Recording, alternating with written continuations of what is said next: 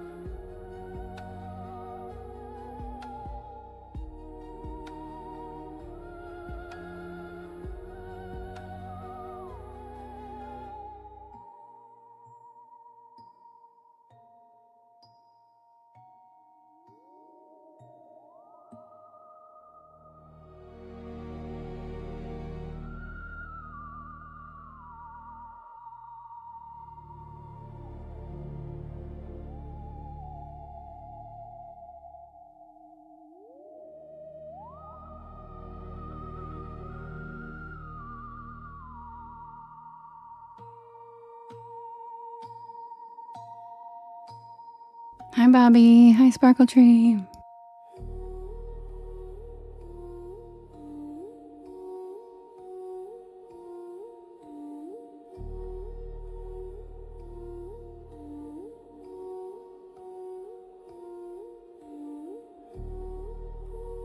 Hi, Justin.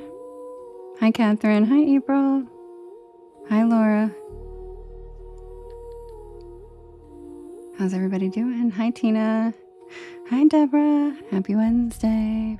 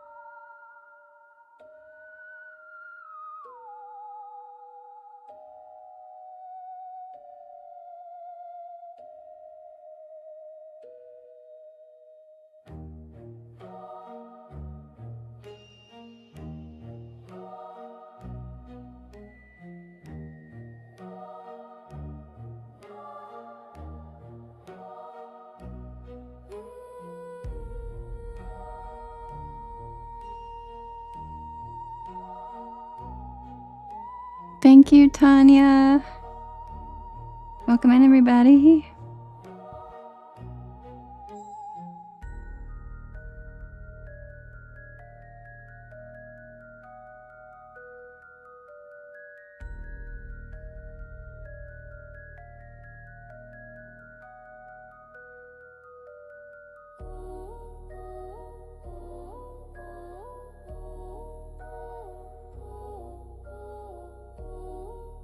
Thank you, JK. That's so cute.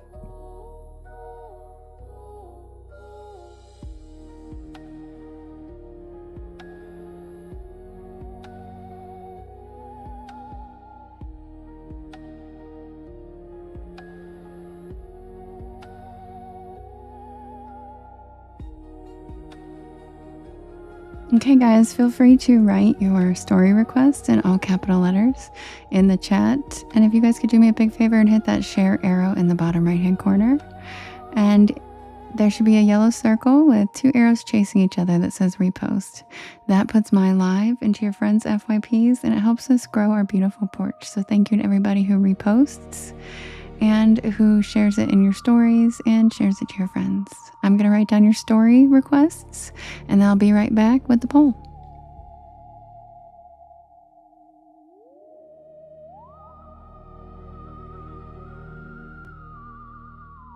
Thank you, Lemons. Thanks, Nisi. Welcome in, everybody. Thanks, Sav.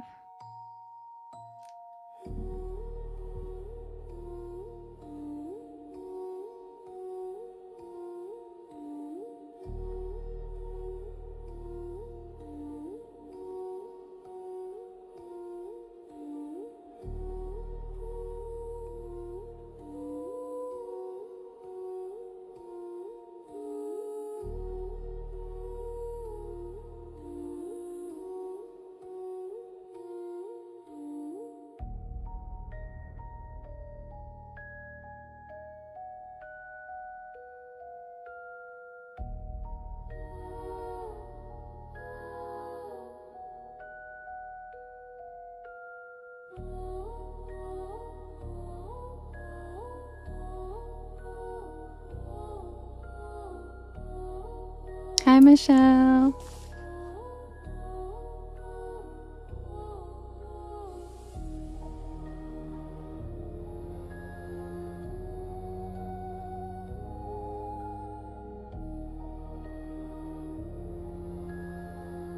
Hi, Rhyme. Hi, Brittany. Hi, Joanne. Hi, Court. Welcome back.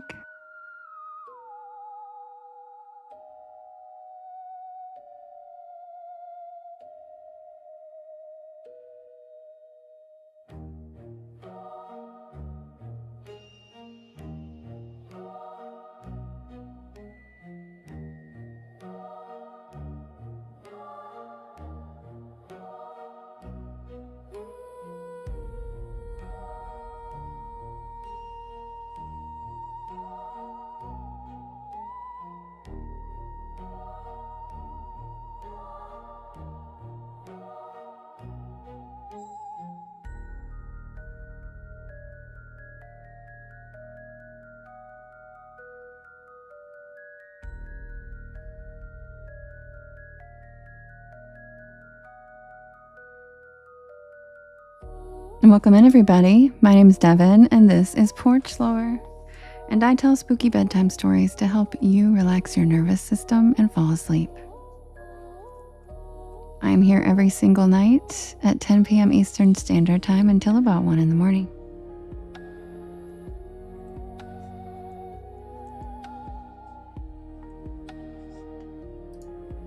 I do write and record all of these stories myself, so they are original content that is mine. And I read them live over here, but you can listen to the recordings of them whenever you would like on my YT channel, as well as all of the podcast streaming sites. Just look for Porch Lore and you will find me.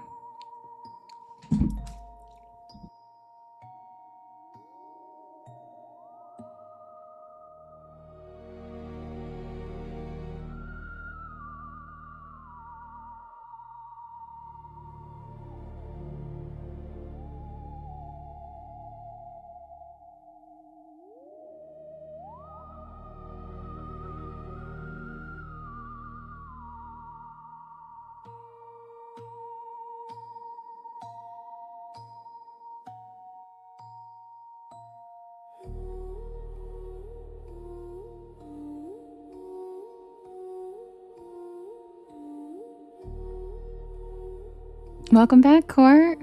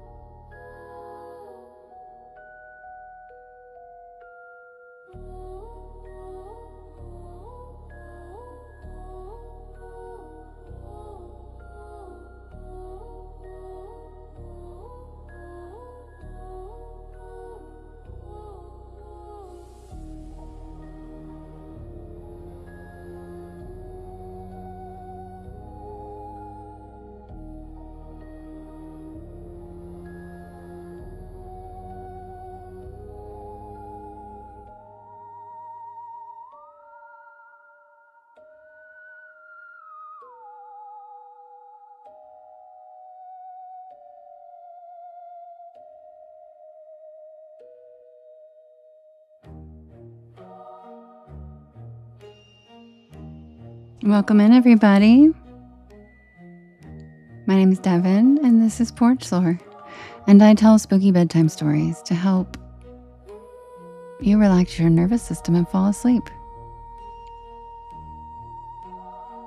And I'm here every single night at 10 p.m. Eastern Standard Time until about 1 in the morning. I do write and record all of these stories myself, so you can listen to them whenever you would like on my YT channel, as well as all of the podcast streaming sites. Brian, thanks for all the cozy cryptids. Sorry, Talk Ticks, I'm in the middle of typing out the poll, so I haven't seen the screen very much. But thank you so much. I really appreciate it. Thank you for the oranges and the wink wink and the shard of hope.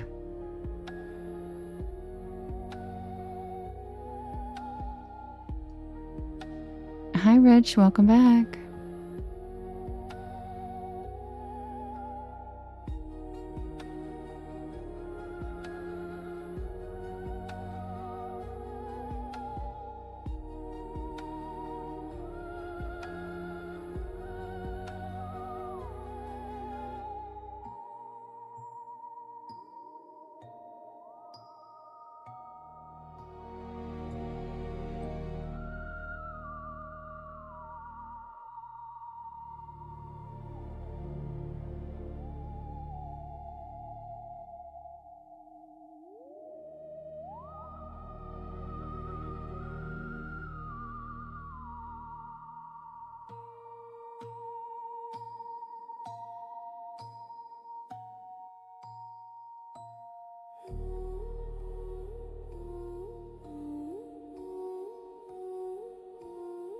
All right, you guys, the first pull is ready.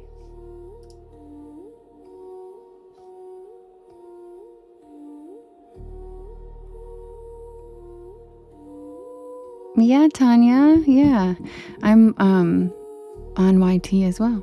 I have them, all my stories are recorded over there, and they're all on a playlist called Bedtime Stories. And they all have the same pictures. Most of them have the same pictures that are on their thumbnails on YT. So you can recognize them because it's from, like, as long as you remember what the background looks like in the story I'm reading here, it's pretty, easy to find them. Thank you for the cozy cryptids. Hi, Suzanne. Welcome back. And yes, I also am streaming live on there as well, Tanya.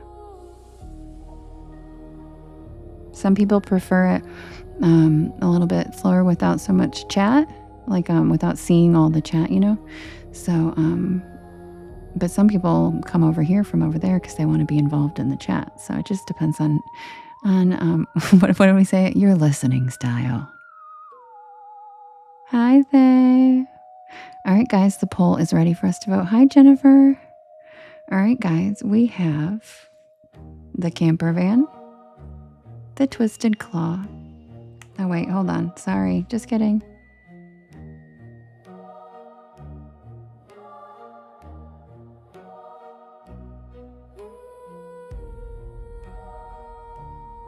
Okay, it just didn't save. We have the camper van. Aw, thanks, Lily. The twisted claw, paint blue, footprints on the lake, and the white witch of Rose Hall. Aw, thank you so much, Laura. That's so cute. Hi, Sparky. Hi, Jessica. All right, guys. You can vote if you're on TT in the top left-hand corner. You will see a blue box under that stupid hot pink banner that has you can vote up to 50 times and you can vote for more than one story. Who's it gonna be? We have the camper van, the twisted claw, and if you're over on YT and you would like to vote, Justin, as you can see, left a comment. He will help you guys. And yes, Wolf, I am on Audify. I'm not allowed to say that on here because they get really mad about mentioning other, but yes, I am on all of the podcast streaming sites, so you can listen to them anytime you would like. We have the camper van, the twisted claw, Haint Blue, which is the new story of the week, the footprints on the lake, and the white witch of Rose Hall. Looks like Twisted Claw and Haint Blue are neck and neck. Who's it gonna be?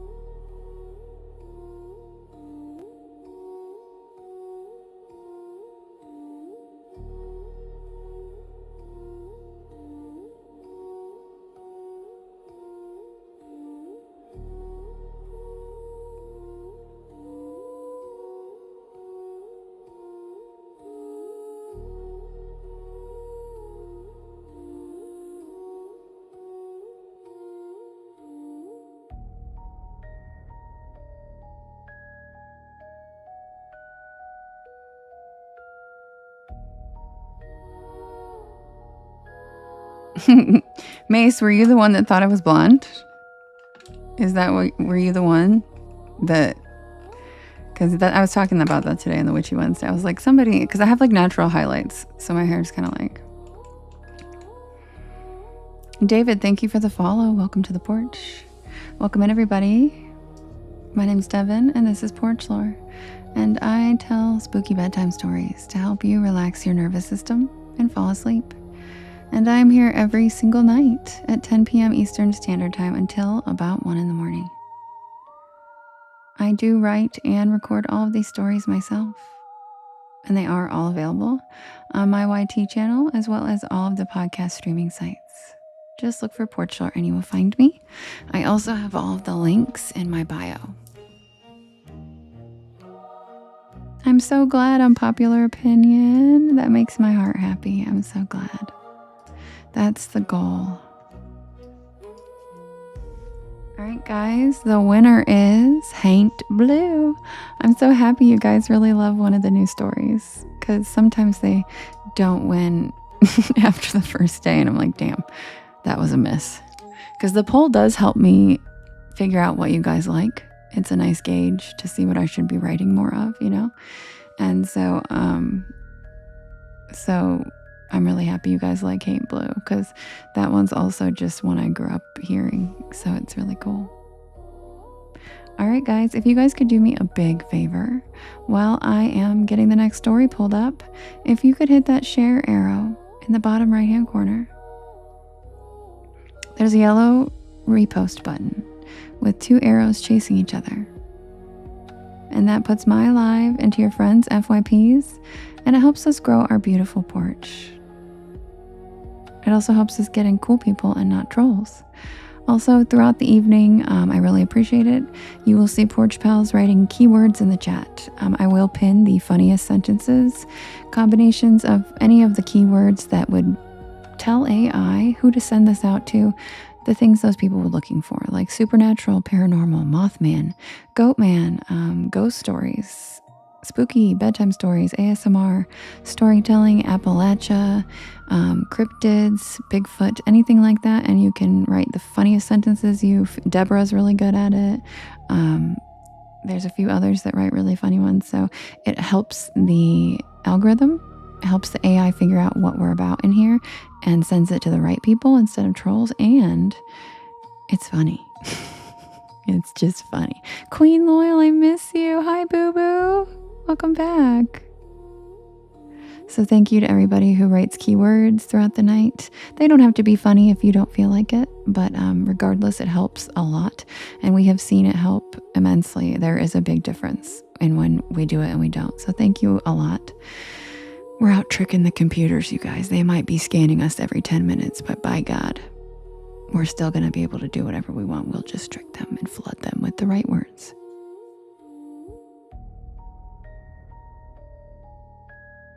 And I'll be right back with the tale of Haint Blue.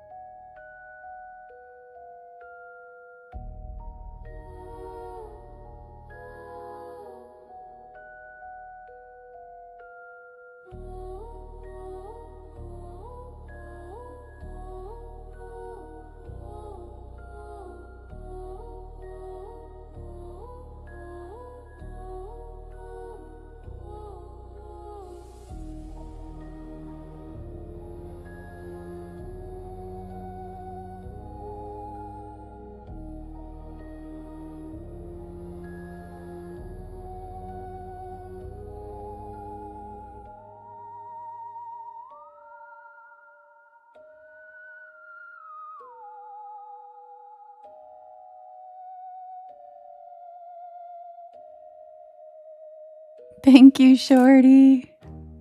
That actually just scared me for a second. I was adjusting the background in the banners, and all of a sudden this weird thing popped up. And I was like, oh my God, what graphic is that? It took me a second to realize what it was. Thanks, Shorty. Thank you. Hi, Loki. Welcome in. Thank you for all the populars, Queen Loyal.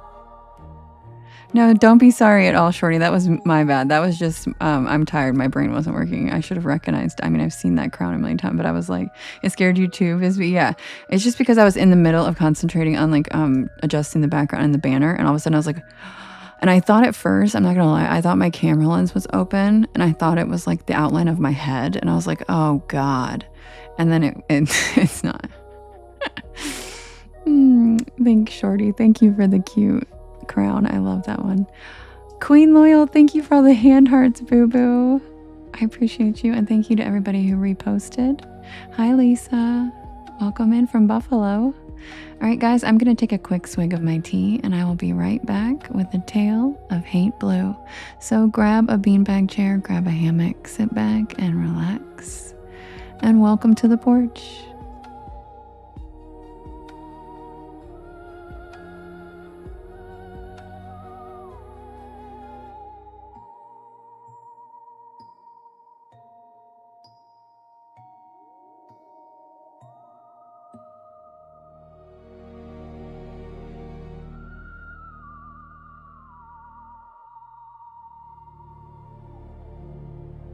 Also, I forgot to share the live out, so if you get an invite from me and you're already in here, sorry, it just means that you're on my top people list.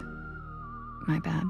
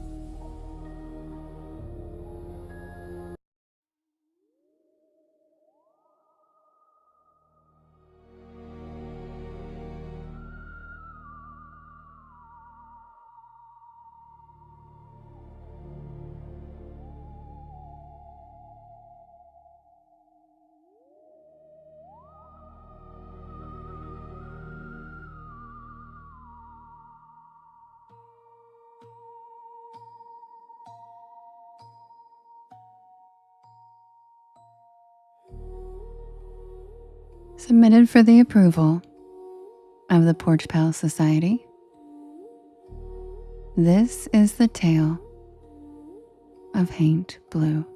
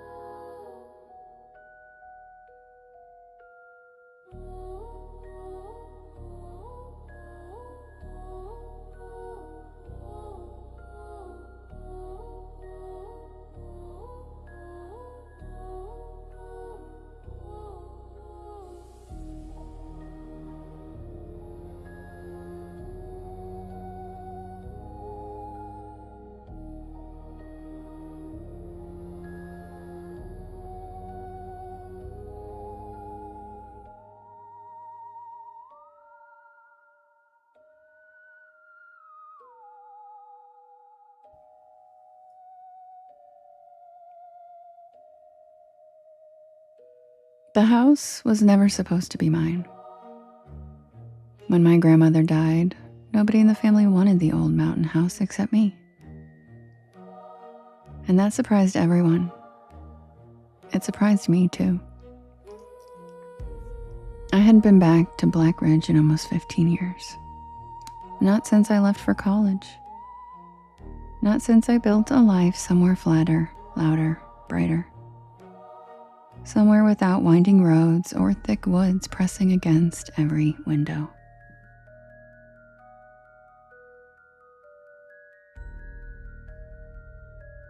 But grief does strange things. It rearranges memory. It makes old places feel magnetic. So, 3 months after the funeral, I packed my car and my cat Merlin, and I drove back into the mountains.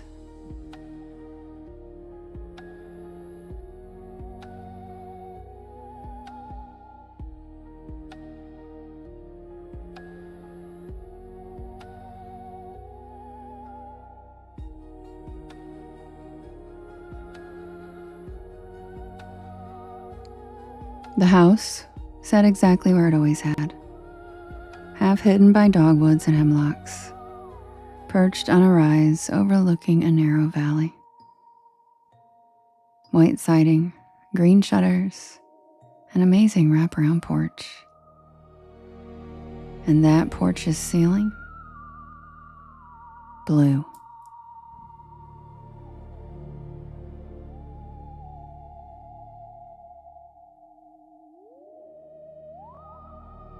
And not a sky blue, not a cheerful blue.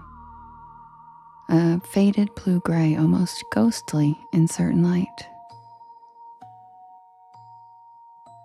In Appalachia, we call it haint blue.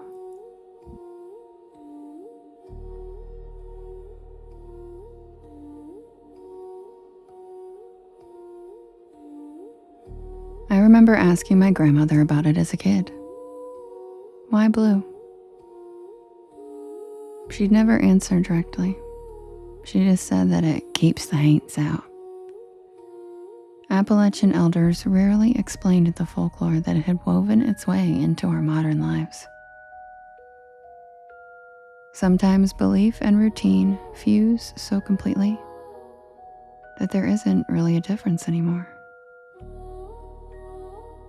You painted the porch blue. You didn't whistle after dark.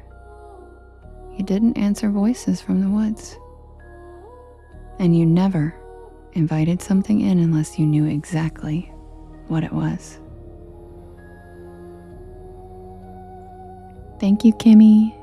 Thank you, Lumberjack.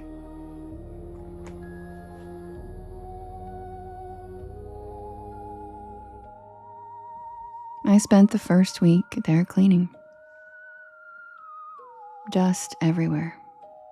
Boxes, old furniture. The kind of work that exhausts your body enough to quiet the mind. At night, I'd sit with the windows open and I'd soak in the mountain sounds.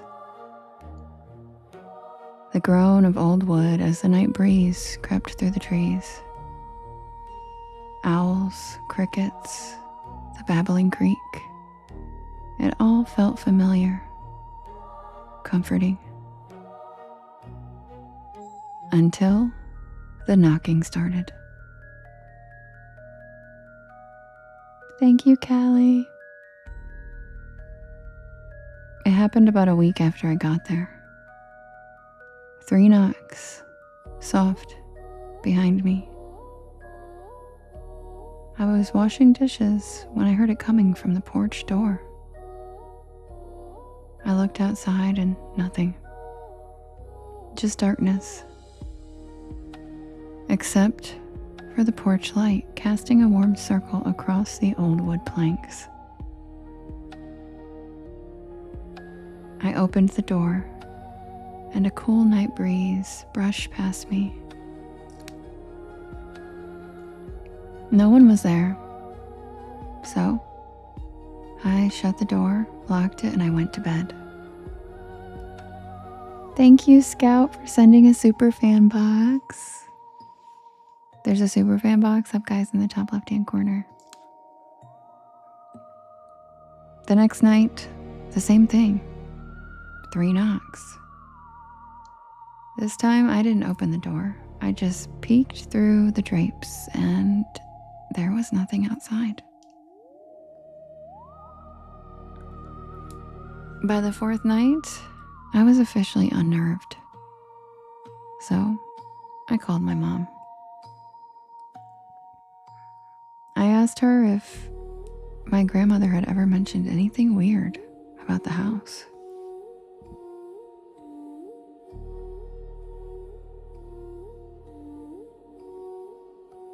And then she sighed, and she asked me if I was hearing 3 knocks. How did she know? Another pause, and then she asked me if the porch was still painted blue. I stared at the porch ceiling and I confirmed that it was faded, but it was in fact still blue. What does that matter? And then my mother began to explain. My grandmother repainted that porch ceiling every spring because she said that something kept coming to her door. But she never said what that thing was. That night, I didn't sleep much. I sat in the living room with every light on. And the 3 knocks came again. And then I heard it.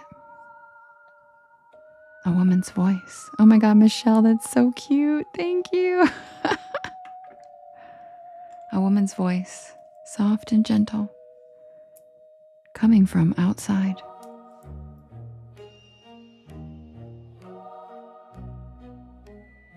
It was my grandmother's voice. Sweetie? My heart stopped. Tears instantly filled my eyes. Sweetie, open the door.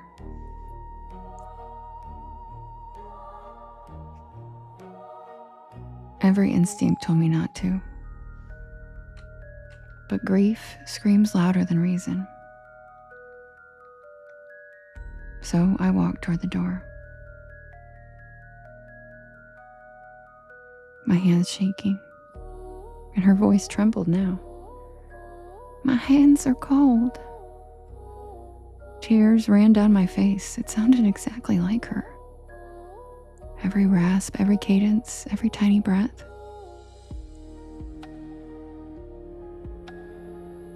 My hand touched the lock. And then all of a sudden, a memory came rushing back. It was me, at 6 years old, sitting beside my grandma on that porch swing. Her voice was low and serious. If something outside sounds like somebody you love, it ain't. I snatched my hand back from that lock. Outside, the voice stopped, and silence followed. Thank you, Scout. Thank you, Whitney. Then slowly, the doorknob turned. Once, twice, 3 times. My blood turned to ice. It was trying to get in. The voice returned with no warmth now. It still sounded like my grandmother, but wrong. Why won't you let me in? I backed away. The wood around the door creaked with pressure, as if something was leaning against it.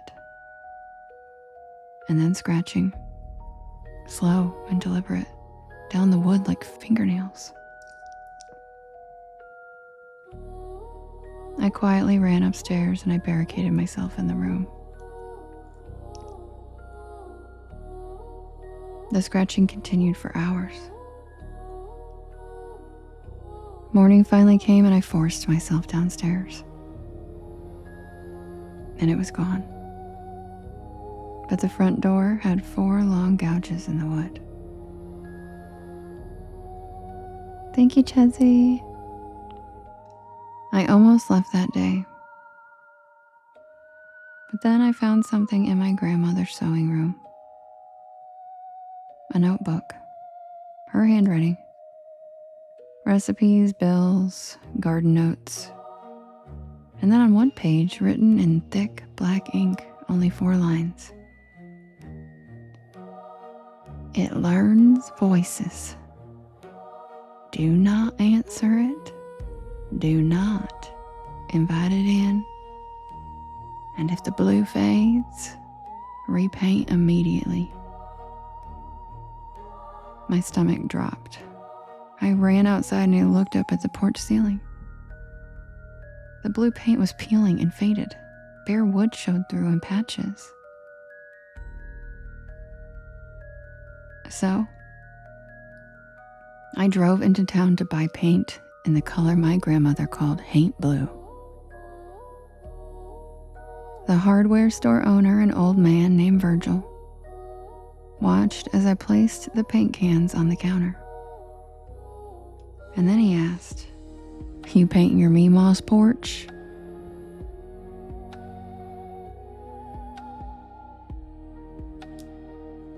I stared at him for a minute. And then he said, "Now you be sure to paint it before night settles in." That was all he said. So, I listened. And I raced home. By sunset, I was almost done.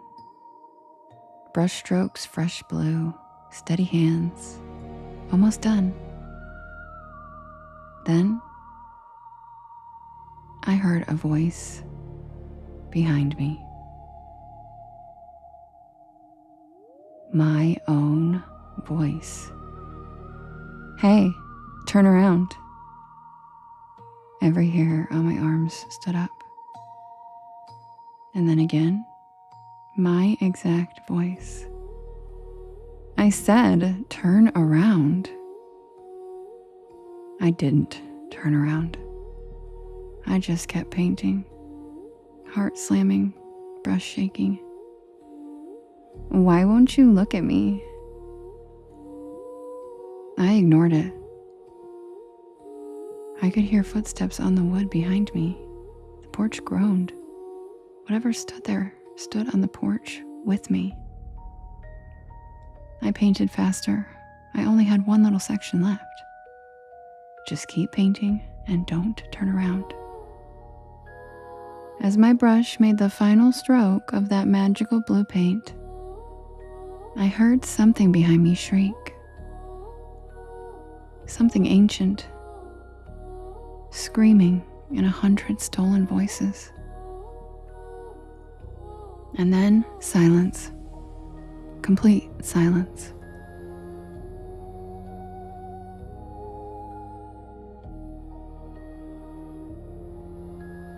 That was a year ago. I still live here, and I plan on painting the porch again this spring and every spring. Every inch, no exceptions. Tonight I finished in a bit of a rush. I was running behind. Fresh haint blue. Pretty good coverage, if I do say so myself. Aw, thanks, Anna. And I felt safe. Until 10 minutes ago, someone knocked 3 times. And then from the other side of the door, I heard brush strokes and fresh wet paint. And my voice, chuckling while saying, "Hey, you missed a spot."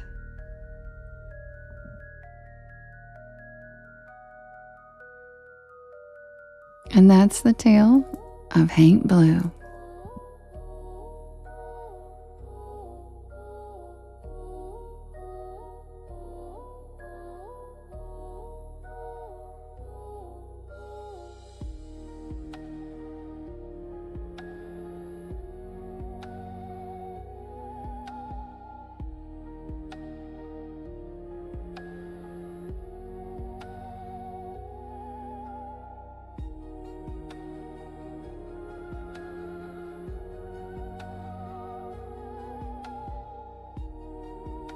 Welcome in, everybody.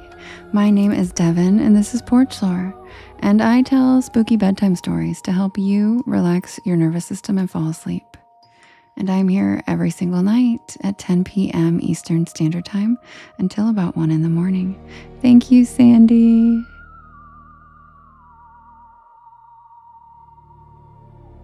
I do write and record all of these stories myself.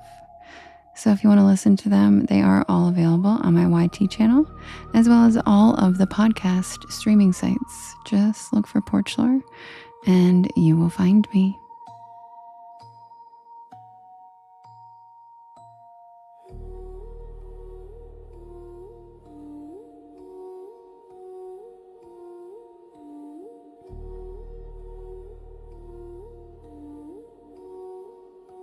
Okay, Viola, no problem. I'll add it to the list. So if you guys could do me a big favor, I'm going to set up the next poll for us to vote for the next story. Could you hit that share arrow in the bottom right-hand corner? And there's a little yellow circle with 2 arrows chasing each other that says repost. And that puts my live into your friends' FYPs, and it helps us grow our beautiful porch. It also keeps cool people in and trolls away. So thank you for the repost. Thank you for the sharing in your stories. And thank you for sharing with your friends. So grab a beanbag chair, grab a hammock, sit back and relax, check out the shooting stars, and welcome to the porch. Happy Wednesday.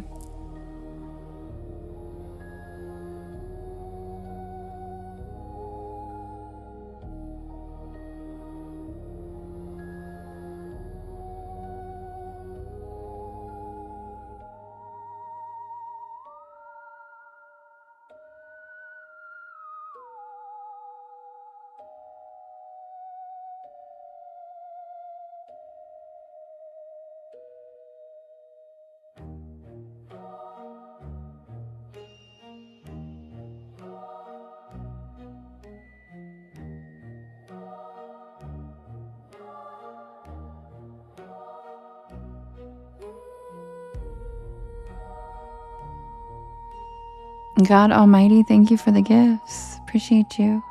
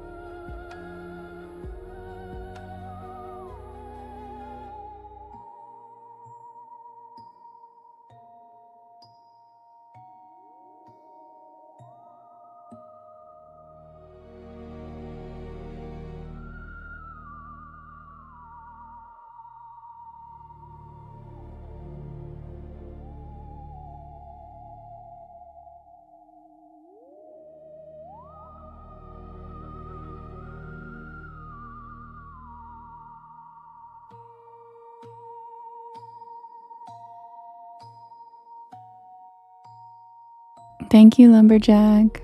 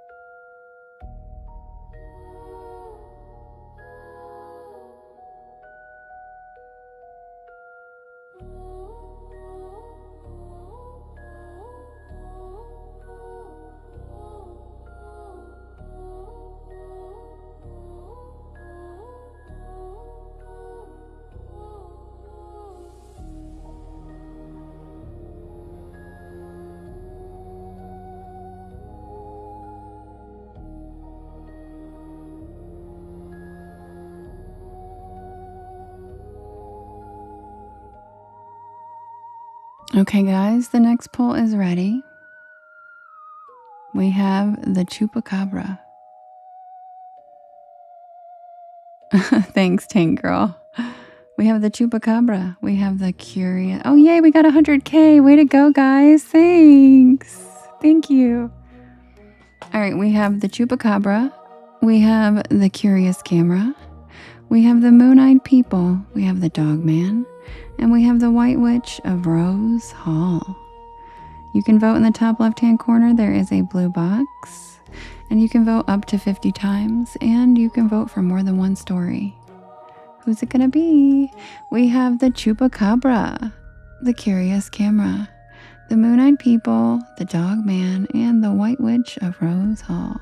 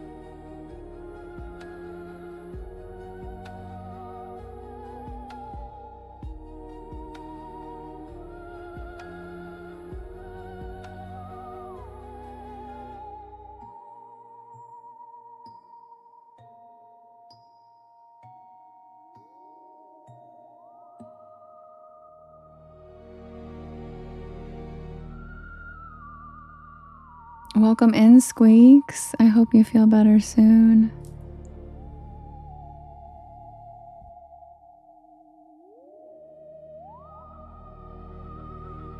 Yes, I can't wait to see you at the wedding soon. I'm glad I popped up. Yay.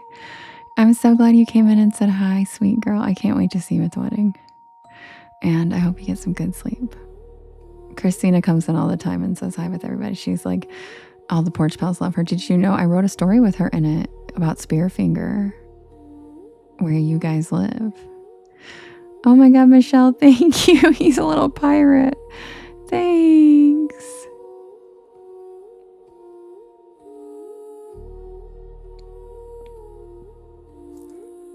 All right, guys, the poll. Me too. I'm so proud of her. I basically like kind of slowly was wearing her down on it. You know, I'm so glad she's finally on it. Because you've been, you know, running shit on it for a long time, right, girl? Hi, Paul. All right, guys, the winner of the poll is the Curious Camera, which is an Are You Afraid of the Dark reworking. However, it was a very, very close poll, and the Dog Man was very close. Yeah, it's been such a while. Good night, girl. Sweet dreams. Talk to you soon. Thanks for coming in and say hi. Can't wait to see ya. All right, guys, the Curious Camera. You gave me your first gift? Oh my God, girl. You gave me your first gift? Oh my God. I can't wait to tell Christina. You're so sweet. Thank you so much. By the way, you guys, I am talking to Christina, one of my best friends from high school, her best friend where she lives now. And we became friends at her engagement party, and we're gonna see each other again at the wedding. Thanks, Boo Boo. Have a good night. Tell Merlin Orange Kitty says purr purr. Oh, is your cat's name Orange Kitty? That's so cute. Hi, Euros. How are you? I love Euros. They're delicious. All right, guys, I'll be right back with the tale of the Curious Camera, which is an Are You Afraid of the Dark reworking. So grab a beanbag chair, grab a hammock, sit back and relax, and welcome to the porch.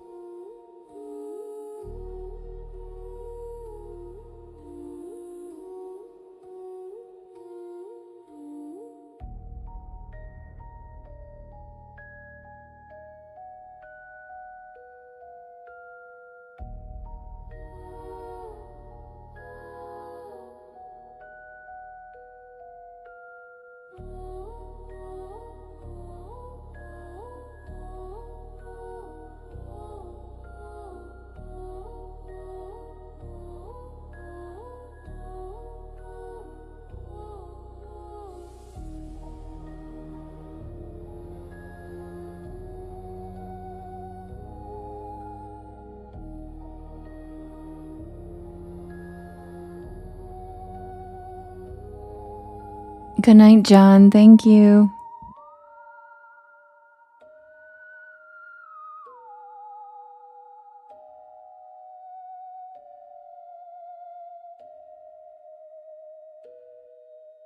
Oh my God, Deborah, I am so sorry. That is so sad. Oh my God, I'm so sorry. Oh my God. I'm so sorry. That poor baby.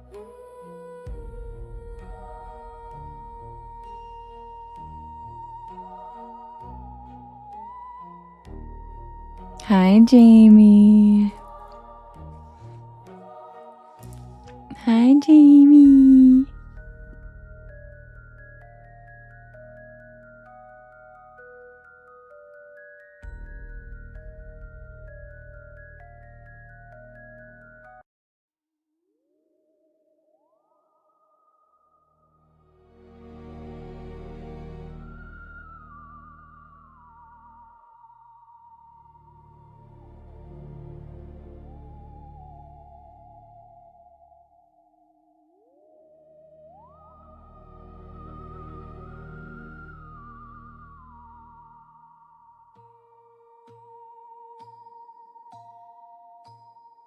Submitted for the approval of the Porch Pal Society.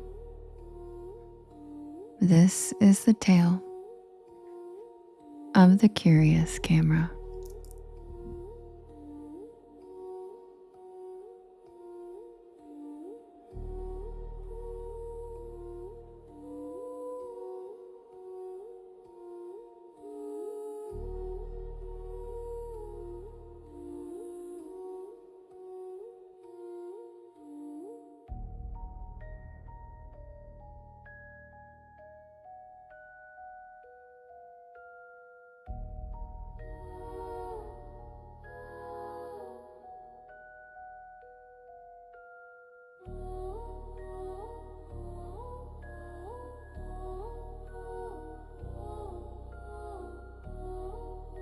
Yes, Callie, I am on all of the podcast streaming sites.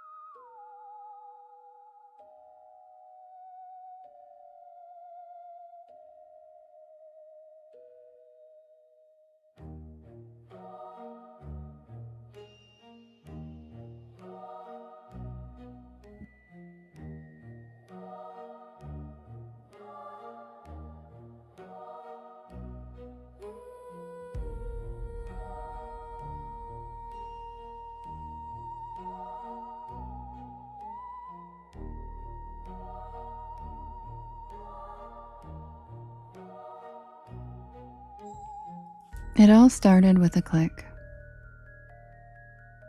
Smile. Good. Next.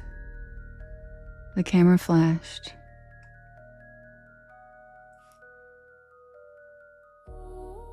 And the next, oh wait, you know what, you guys? Hold on a second. I think this is the wrong version. Yep, this is the wrong version. Sorry, you guys.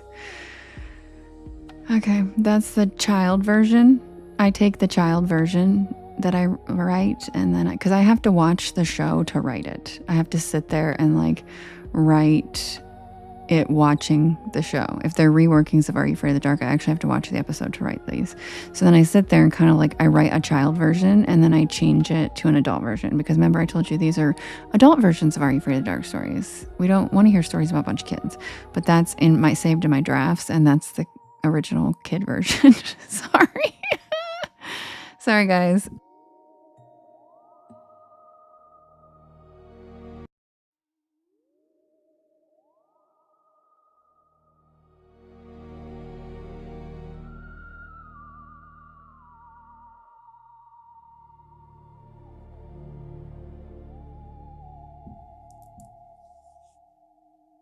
It began with a click. The sound came from a rented office suite on the 3rd floor of a municipal building, temporarily converted into a corporate portrait studio for the annual renewal of employee identification badges.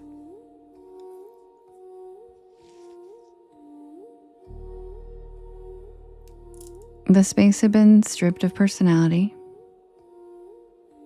reduced to neutral backdrops and folding lights, designed to move people through efficiently without friction. One by one, the adults stepped forward, stood beneath the lights, and were reduced to images small enough to fit on plastic cards.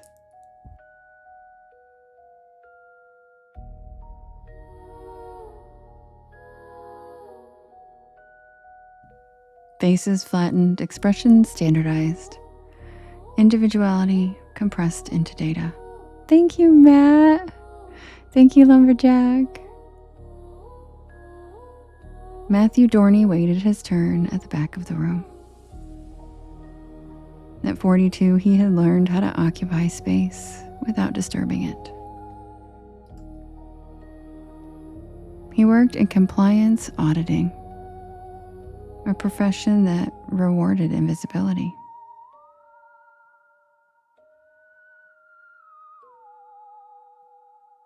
He spoke rarely in meetings, and his name was often forgotten within hours of being introduced.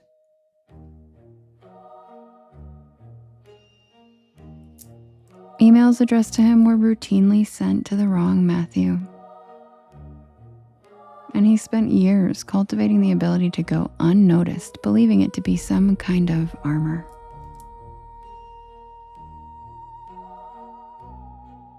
It had never occurred to him that invisibility could be something else entirely. When Matthew stepped beneath the lights, the photographer adjusted nothing. No posture corrections, no reminders, no encouragement. The lens just lifted, the shutter snapped, and the flash came late, just enough out of rhythm to feel weird. He returned to his desk with the faint sensation that something was missing, though he couldn't say what. The rest of the day passed without incident, yet the feeling followed him home. A subtle pressure behind his eyes. It wasn't until he received the photograph that the unease sharpened into something real.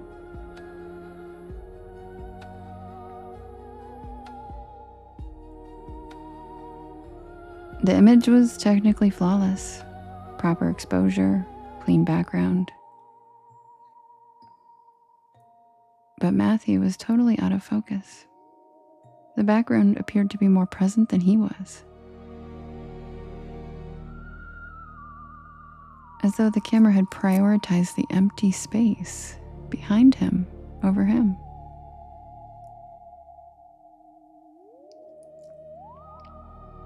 The longer he stared at the photograph, the more unsettled he became. So he returned to the studio the following evening. The equipment was scattered through the room. It was all outdated, analog, and clearly well used.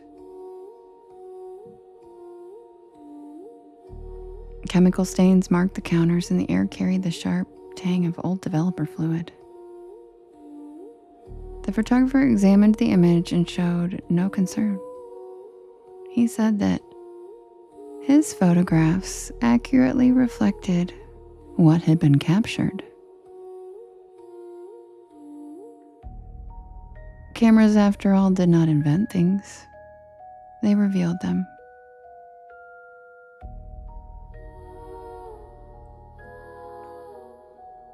When Matthew pressed the issue, the photographer offered him an alternative.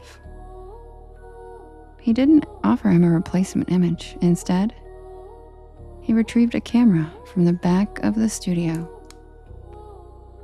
The device was heavy, mechanical, and decades old. Its casing bore deep scratches, and its lens was thick, slightly clouded and faintly warm to the touch. Matthew accepted it without really understanding why. But it looked pretty cool. That night, the camera sat on his kitchen table. Its presence was dominating the room.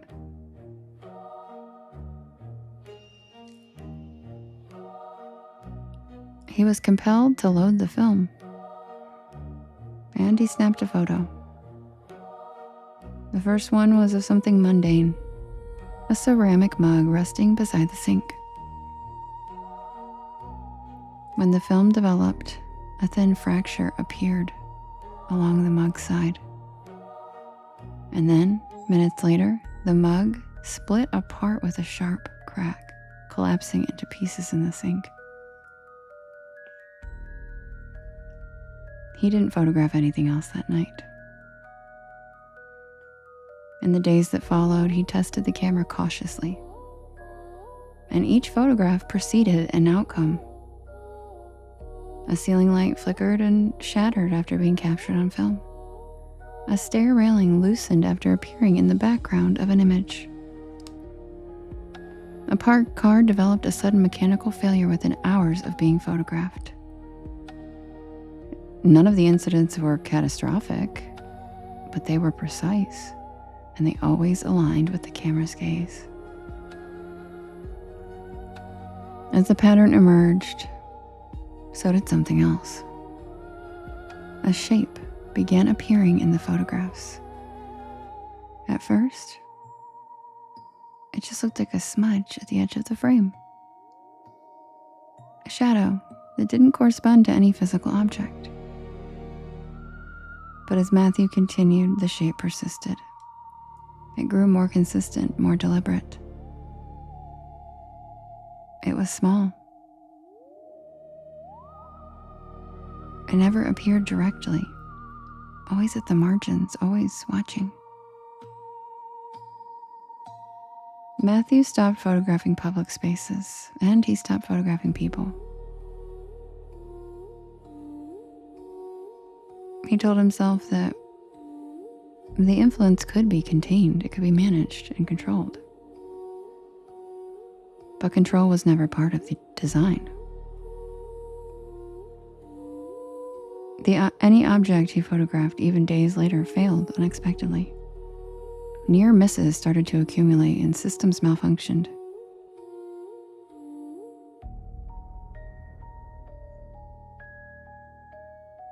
Each time, the shadow in the photograph moved closer to the center of the frame.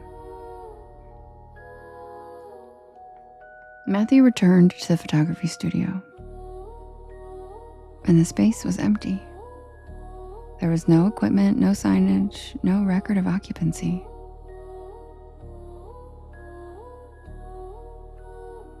The building manager confirmed that the room had been unused for months.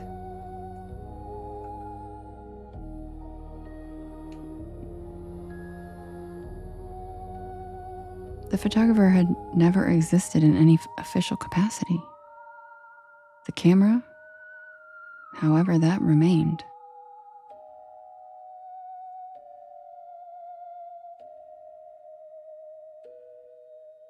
In a final attempt to sever the connection, Matthew turned the camera inward. The act is what he felt like the device had been waiting for all along. The shutter snapped and the camera failed. Its internal mechanism collapsed and the lens fractured, and the housing split apart. In the last photo, the shadow had vanished from the final image. After that, the incident stopped and life resumed its quiet rhythm, and Matthew returned to work, but he was different now. When he attended meetings, he existed in the rooms. He was no longer going to be invisible.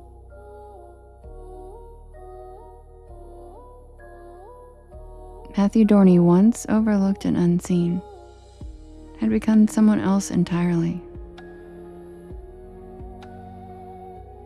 Someone that was no longer needed a lens to be captured. Thanks, Matt. Appreciate it. And that's the tale of the Curious Camera, and that is a reworking of an Are You Afraid of the Dark episode.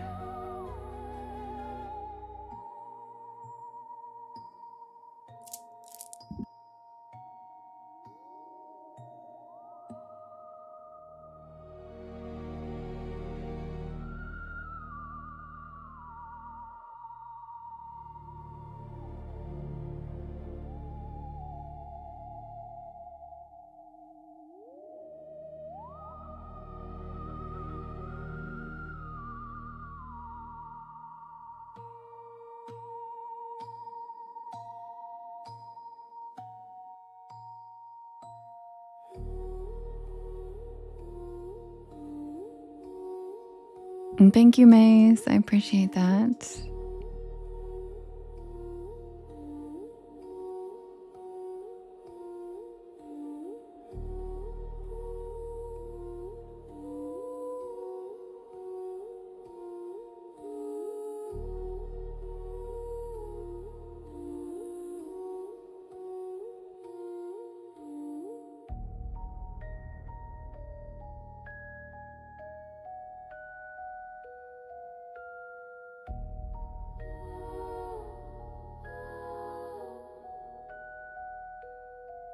Welcome in, everybody. My name is Devin, and this is Porch Lore, and I tell spooky bedtime stories. Thank you, Sherry, to help you relax your nervous system and fall asleep. And I am here every single night from 10 p.m. Eastern Standard Time until about 1 in the morning.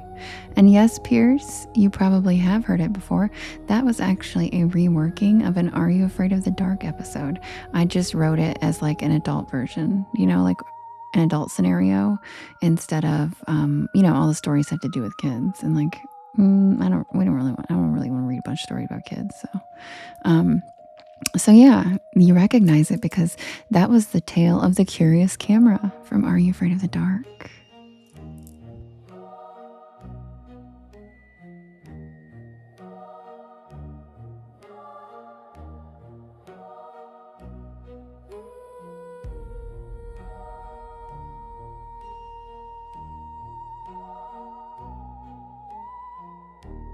Thank you, Sherry.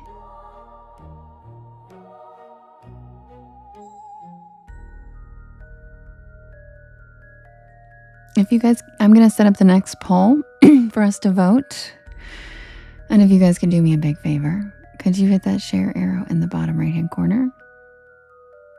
There is a little yellow circle with 2 arrows chasing each other that says repost. And that puts my live into your friends' FYPs. And it helps us grow this beautiful porch. Also, thank you to everybody who joined us on Witchy Wednesday. Today, we had a lot of fun. Went to the park. Saw some baby ducks. Oh, thank you, AJ. And I love that you're watching it. It's a classic. It never goes out of style. It's kind of like a Twilight Zone, to be honest. I feel like it's always going to be like that corny spooky that's perfect. You know what I mean?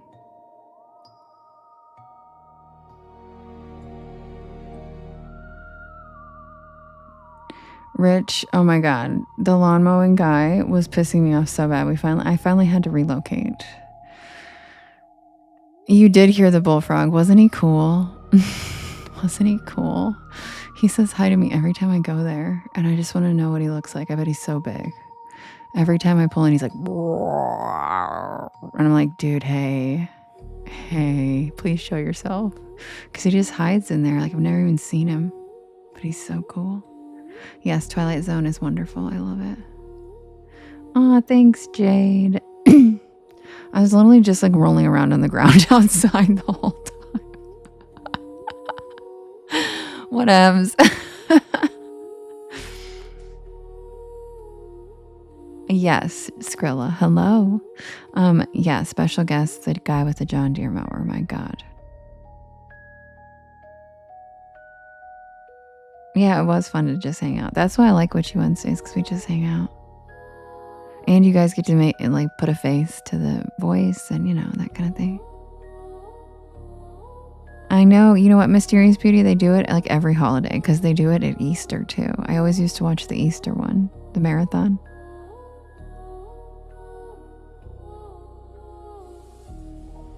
Yeah, it's true, Jade. Yep. People like to hang out and see. Yep. We did see some bricks. Thanks, Skrilla, for reminding me. Thanks for reminding me. Hi, Marvin. You were invited. Welcome in. Welcome to the porch. It's okay, Skrilla. I'm just teasing. All right, guys, welcome in. I'm going to set up the next poll for us to vote on the next story. And if you guys could do me a big favor and hit that share arrow on the bottom right-hand corner, there's a little yellow circle with 2 arrows chasing each other that says repost. And that puts my live into your friends' FYPs and helps us grow our beautiful porch. And yes, Jade, the history hot goss. Hi, Dr. O. Welcome back. And I will be right back with the next poll for us to vote for the next story. So no, Kim, I saw you. Hi, Kim. You said you missed Witchy Wednesday. That's okay. Next Wednesday.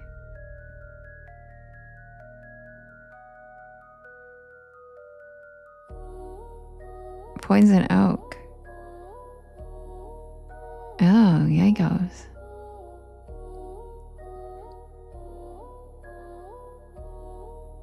So yeah, I'll be right back with the next poll for us to vote for the next story. Grab a beanbag chair, grab a hammock, sit back and relax, and welcome to the porch. And thank you, Shells, for the cozy cryptids.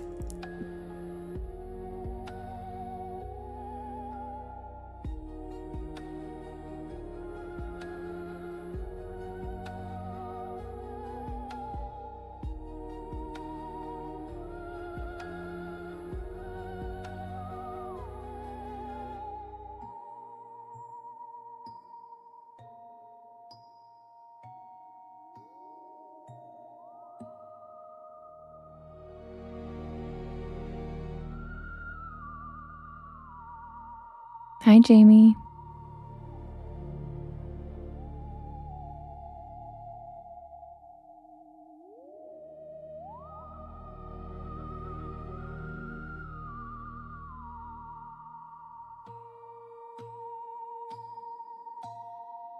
Hi, Mr. Anderson.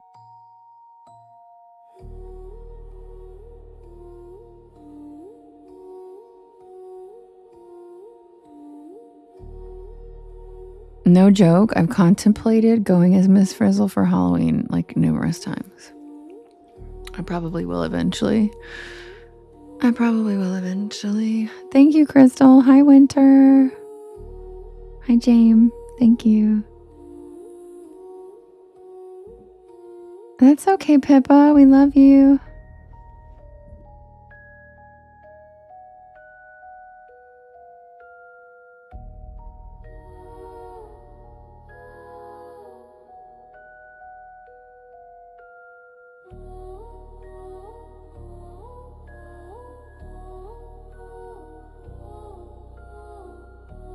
That doesn't surprise me. They're making a live action of everything, aren't they? Thank you for the pumpkin carriage, Lumberjack. That's so pretty.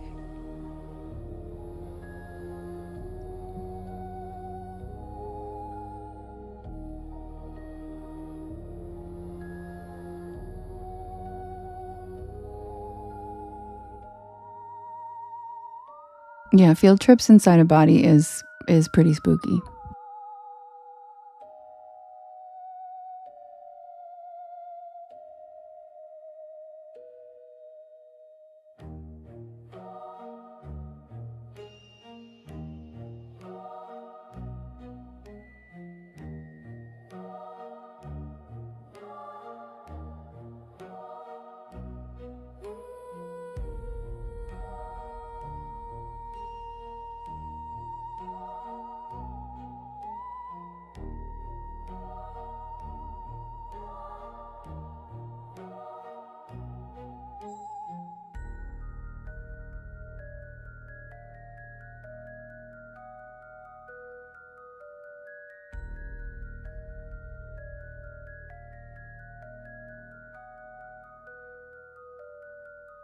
Waxing Crescent, thank you for the follow. Welcome to the porch.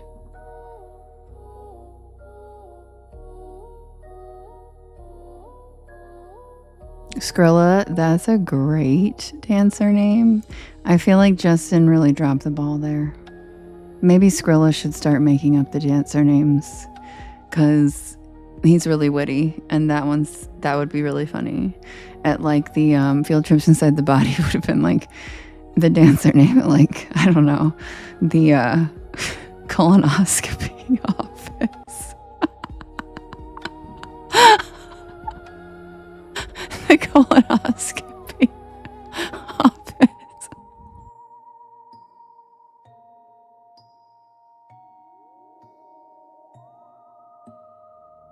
Hi, Joanne.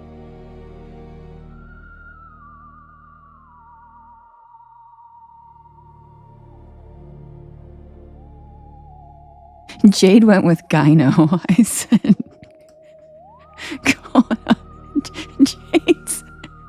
Jade, you're so funny. All right, guys, just setting up the poll so we can vote. Give me 1 second.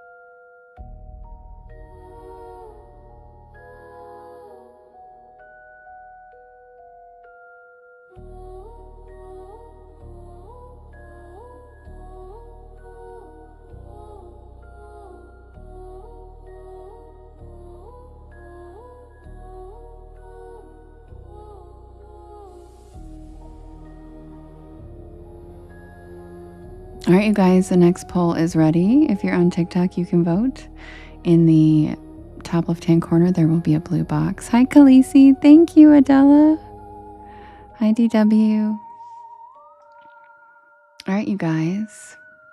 We have the Deer Woman of Oklahoma.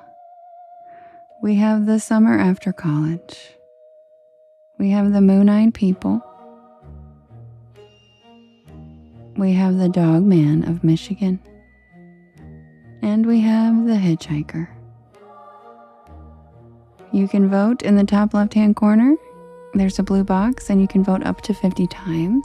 And you can vote for more than one story. We have the Deer Woman of Oklahoma, the Summer After College, the Moon-Eyed People, the Dog Man of Michigan, and the Hitchhiker.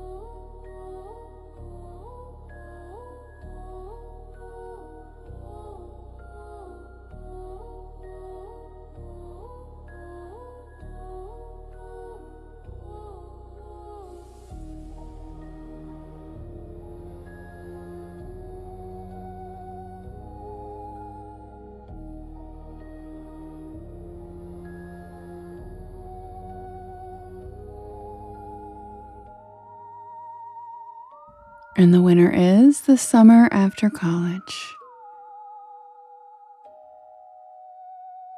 I'll be right back with that story. Welcome to the porch. Hi, Yaya.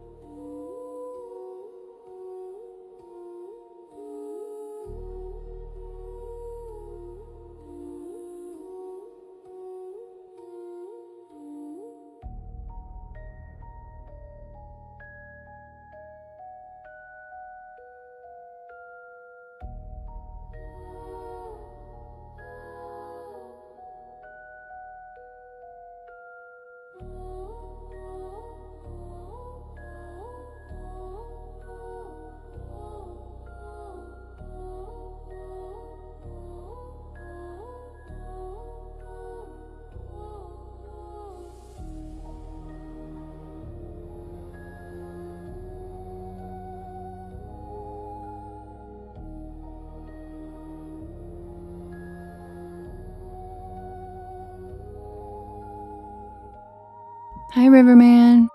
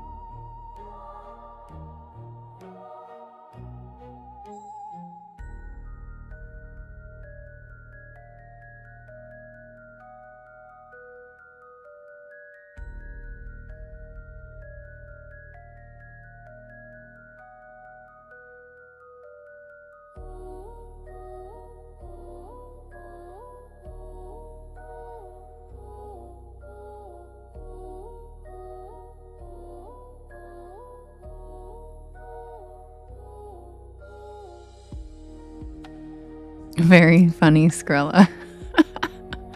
Very funny.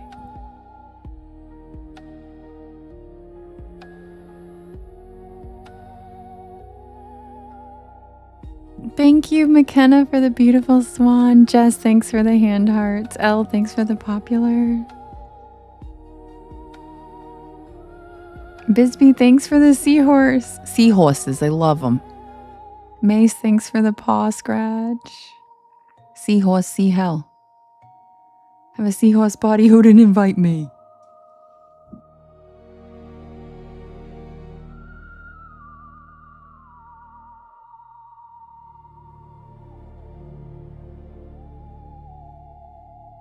Not my chair, not my problem. Mr. Walkway, lead me to the building. Fuck you.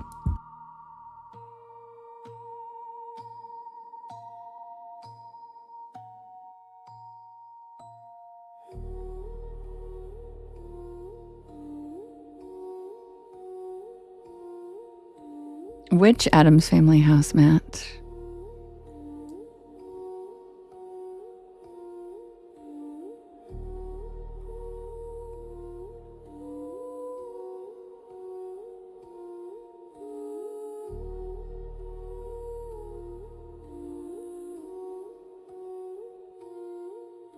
Seahorses forever.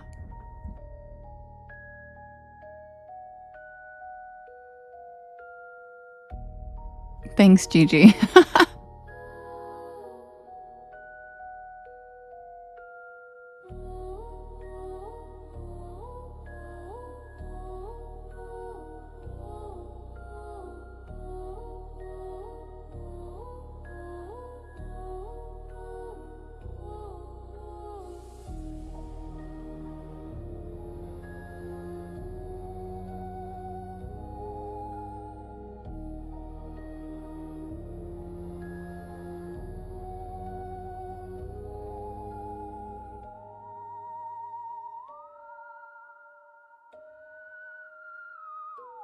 No, the house is tall.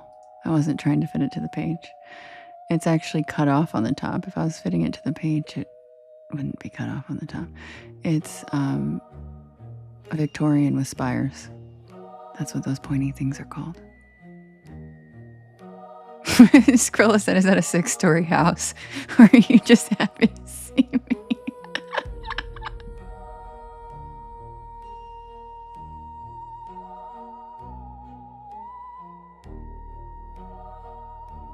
Skrilla is not a short king.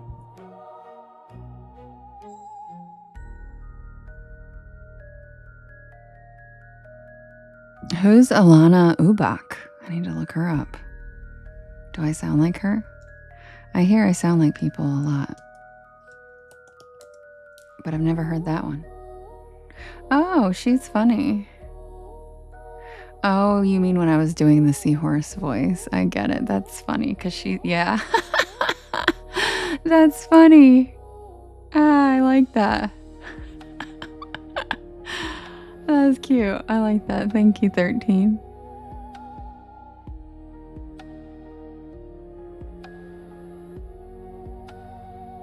Jade said you sounded like my future wife. Seahorses forever.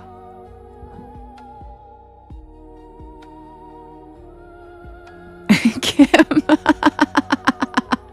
Kim, it really does. The bottom is apartments. The middle's a house. And the top's the hotel.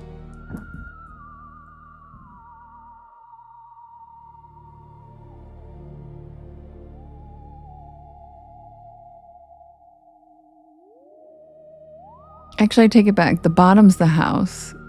The middle is the apartments. Or no, the middle's the hotel and the top is the apartments.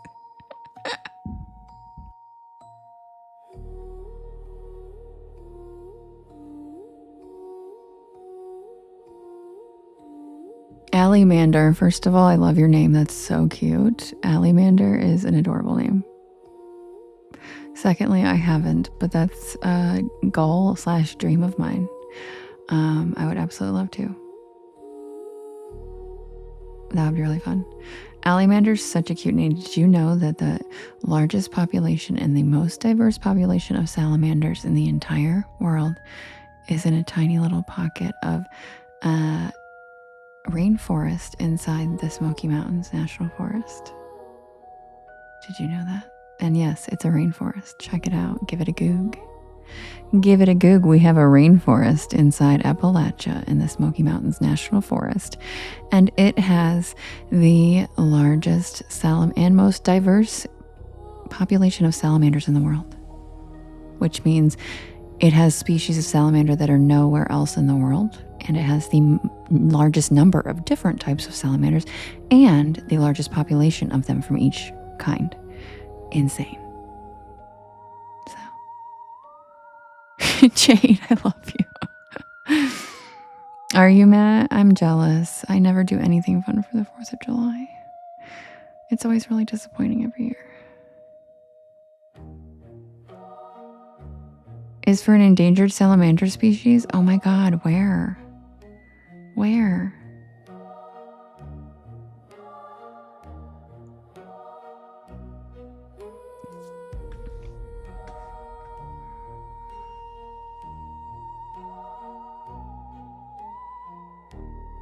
Oh really, Deborah? Yeah. Thank you, Gatsby. My theme song doesn't have a name. It's just trademark music for my stories. What's the name of what? What are they talking about? What's the name of what?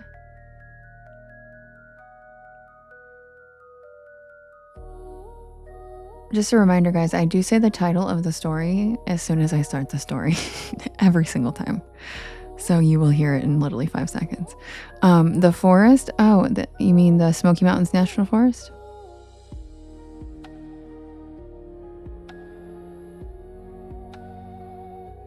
Oh no, it's okay, Squeaks. Like 7 other people asked too. It wasn't just you. Wasn't just calling you and I was just saying, you guys don't have to worry. I say it twice. I say it at the beginning and the end every single time. Matt said the name of the story is Yeah, Squeaks, don't worry, it wasn't just you.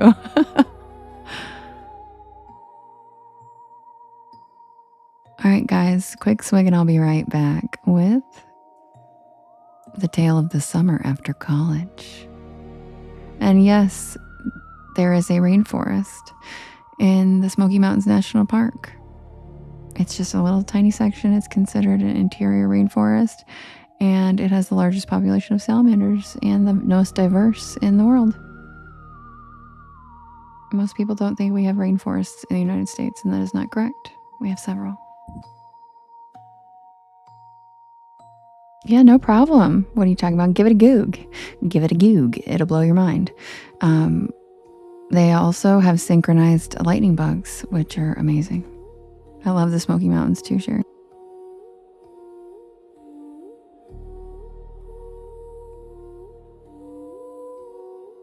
Hooty hoo, Brittany! Yeah, you definitely fit in right away. You came in with Master P. Girl, oh, you got it.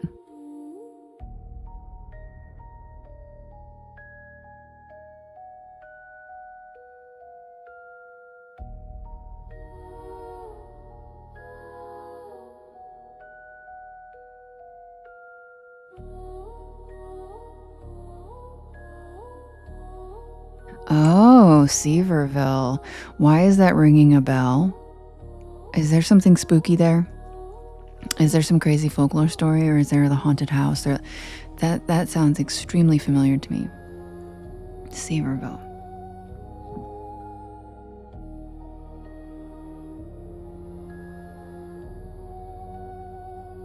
Or is that on the line of North Carolina? Because that could also be it. I could just see the sign all the time on the highway.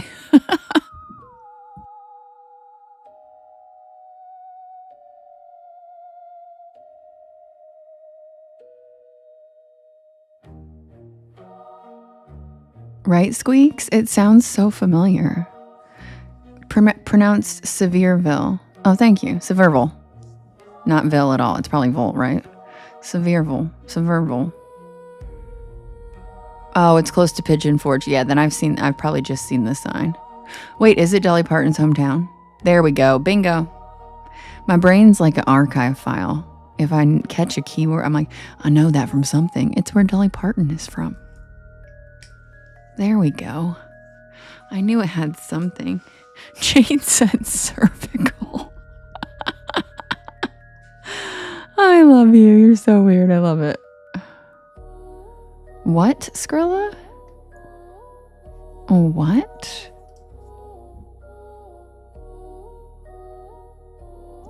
I beg your finest pardon?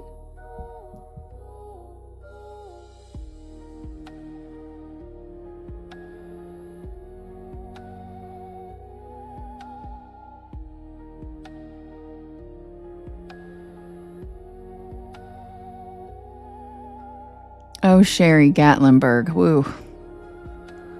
Woohoo. Who hasn't had a good old time in Gatlinburg, right?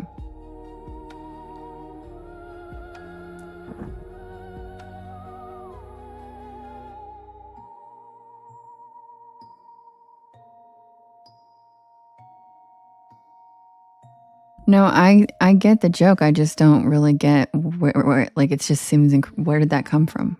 What is that referencing? I don't understand. Like, hot dog in a hallway to what? You're just randomly shouting out euphemisms? I mean, I don't get what that pertains to. Like, what? It's not an adult joke, Matt. I heard that joke when I was literally 14.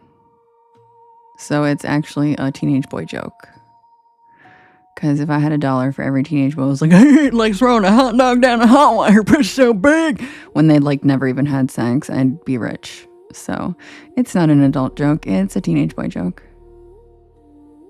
Why didn't the skeleton cross the road? Jade said.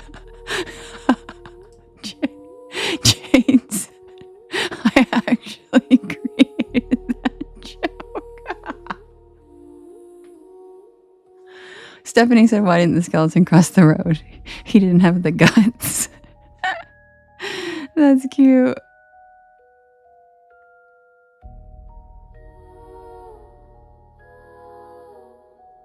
Your daughter's from New Hampshire? Okay, that's super random, Gigi, but I love that you told me that because I like don't know anybody from New Hampshire. We just talked about this, like one person.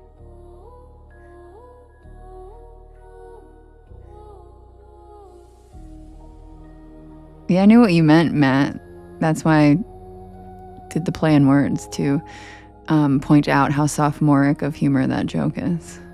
That was the whole goal. I knew what you meant. Not my first rodeo. Why did the egg hide? Because it was a little chicken. Aww, that's a cute one. Legacy King, where the hell you been? I miss you. Reverend, you're in New Hampshire? What in the world? So people really exist in New Hampshire, huh?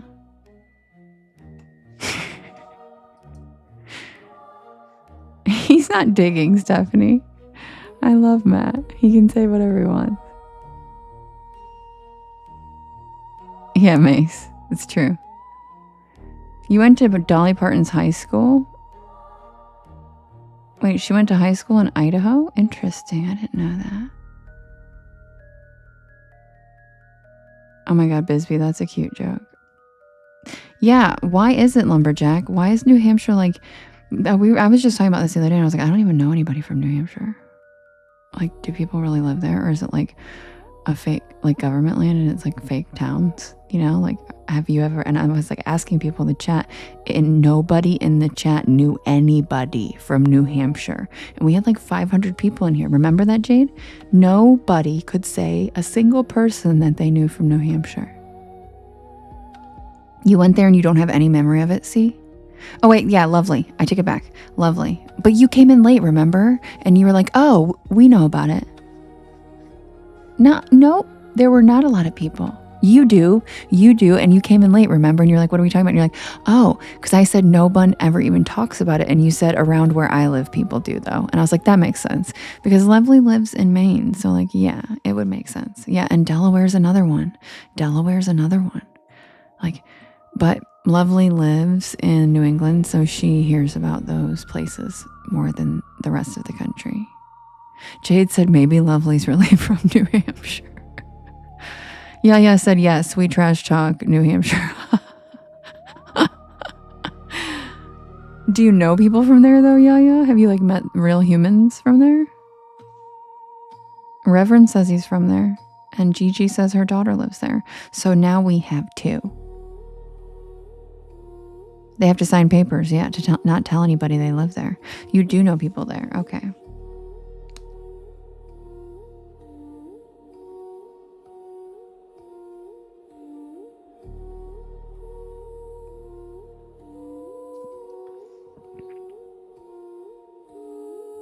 Thanks, Stephanie. Sweet reminder. I always forget about that.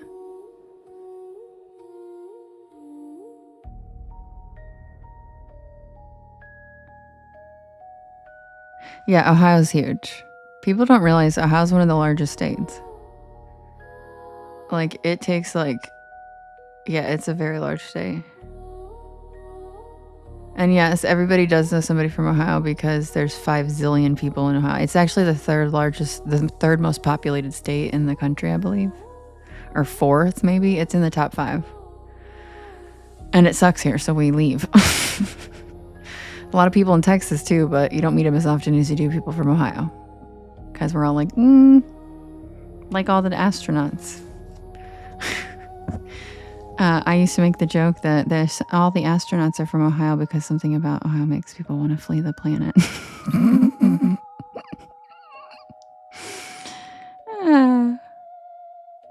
You are? Oh, that's so awesome, Delia. Congratulations. I grew up in the South and I miss it every day. I miss it every day. But Ohio's not that bad. I just like to joke. I just like to tease. Because I miss the South. I'm just not, you know. Oh, Ambular, it's not that bad. I'm just teasing. And it's different for everybody, every person. Do you know what I'm saying? Like, I've lived places, like I loved Houston and my brother hates it.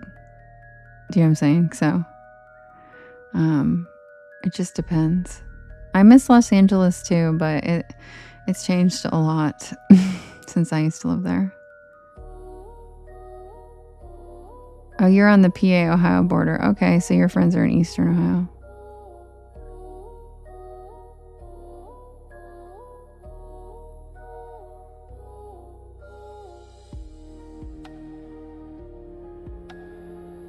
Oh, well, Ambular, then yes. That is going to be something. You will be moving somewhere your kids want to leave. I'm sorry. That's most likely. Every single one of my siblings, we've all left. I'm back in transition, but my plan isn't really to stay here forever. So I'm just being honest with you. We've all left. But the cost of living is really good. You got that going for us. Justin, you're so funny. All right, guys, quick swig and I'll be back with Summer After College.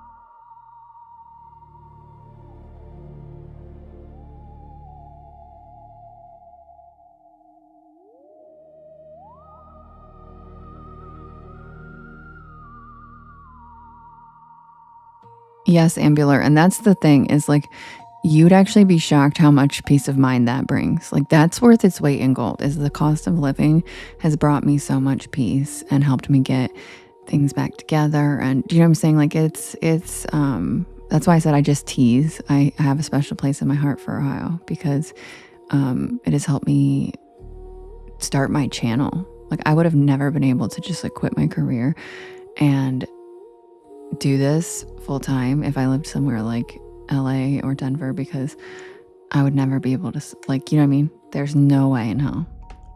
So, yeah, so I moved back to Ohio and the cost of living has been a lifesaver. So sometimes, you know, you got to do what you got to do, but then it ends up being one of those places where it will always have my heart because it's helped me. Yeah, exactly, Matt. But that's because everybody wants to live there, because they're really cool, great places where all the great shit happens and all the best stores and concerts are and all the really enlightened, neat people who are worldly and cultured live. And do you know what I mean? Like the dating options, a million reasons why they're expensive to live in, because it's worth the money, it's worth the investment to live in those places. Turtle Woman, can I ask you something? Have you ever lived anywhere else? I'm just curious, because every person I've met who says they absolutely love it has never lived anywhere else, which I understand. That makes sense. Oh, you live in Vegas now? Rachie, how long have you lived there? Where else have you lived, Turtle? Like, in comparison, did you not like about those other places? I'm just curious. I like to hear comparisons of... Michigan cousins used to live in Dayton, Ohio. Yeah, you know what? It's funny. I've met a lot of people when I lived other places that were from Dayton. Like when I lived in Texas, when I lived in California, I've met people from Dayton. Yeah, Desiree, I really did not like Denver. It's beautiful, but I really didn't like it. But I also think that might be a part of... I had a really bad year, so it was very traumatic for me. So I don't blame the city entirely.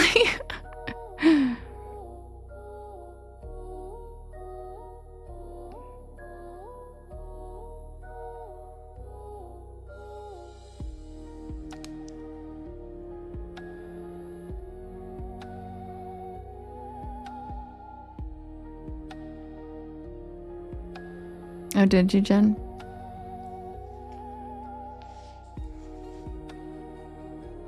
All right, guys, I'll be right back. Yeah, and Reverend, that's the other thing is like the weather. Yep, it snows too much. It's too cold here. It snows too much.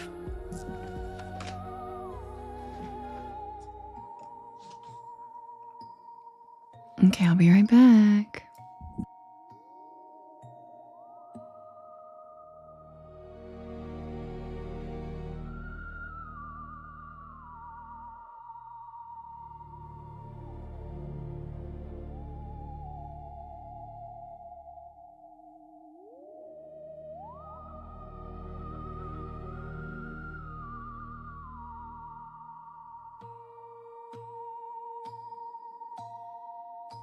Oh, really, Allimander? Oh, that's so cool. I'll have to look her up. Thank you. That's so sweet.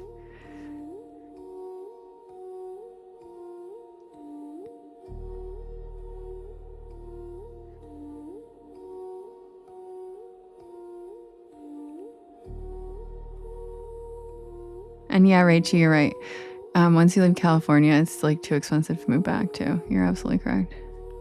Because the cost of living's so high there, it's like to make enough money to move back there from anywhere else. It's like, do you know what I mean? But it's also just like, I don't know.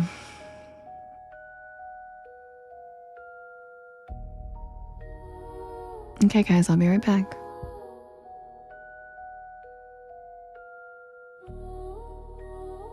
Yes, Skrilla, that is a major plus. That is very much a plus.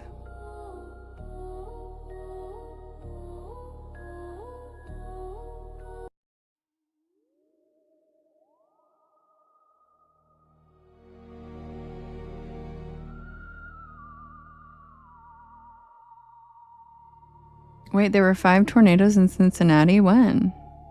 I know Dayton gets them pretty frequently down there.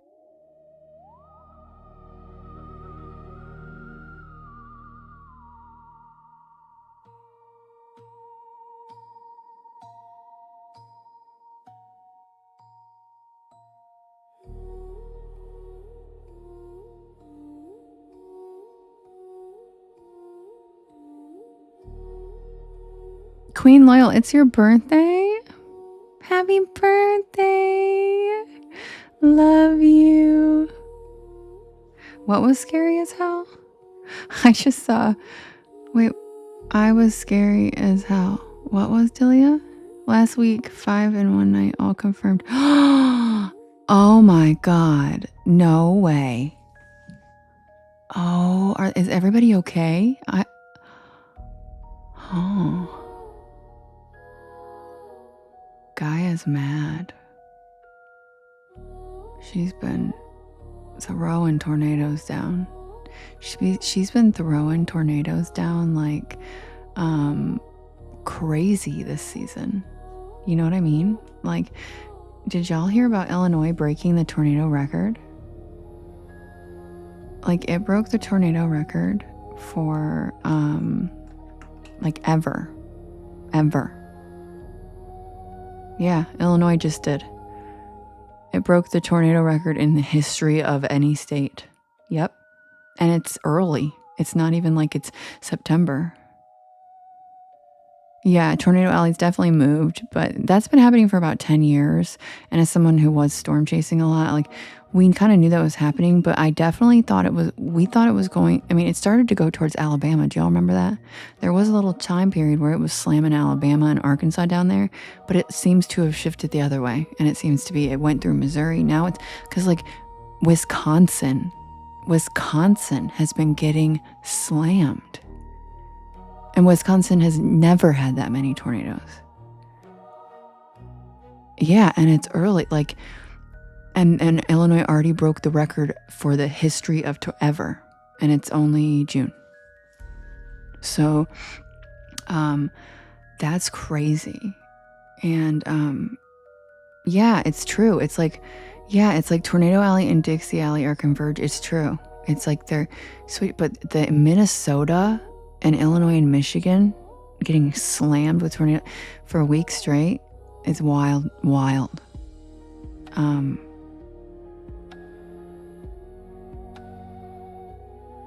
Yeah, you guys get them year round down there. You guys get tornadoes in like December in Alabama and Arkansas. But anyway, so I'm a weather nerd as well. I'm a nerd in like about everything pretty much, but I'm a weather nerd. So it has been a remarkable season, and thank you for telling me about the Cincinnati tornadoes. I don't know how I missed that because I try to stay on top of it, but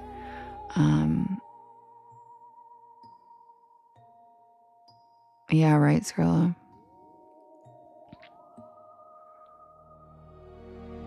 I'm not gonna lie, I miss storm chasing so much. I miss it so much. You guys will not, it's a high that, like, I swear you'll chase the rest of your life. Really, Skrilla? You would? You would?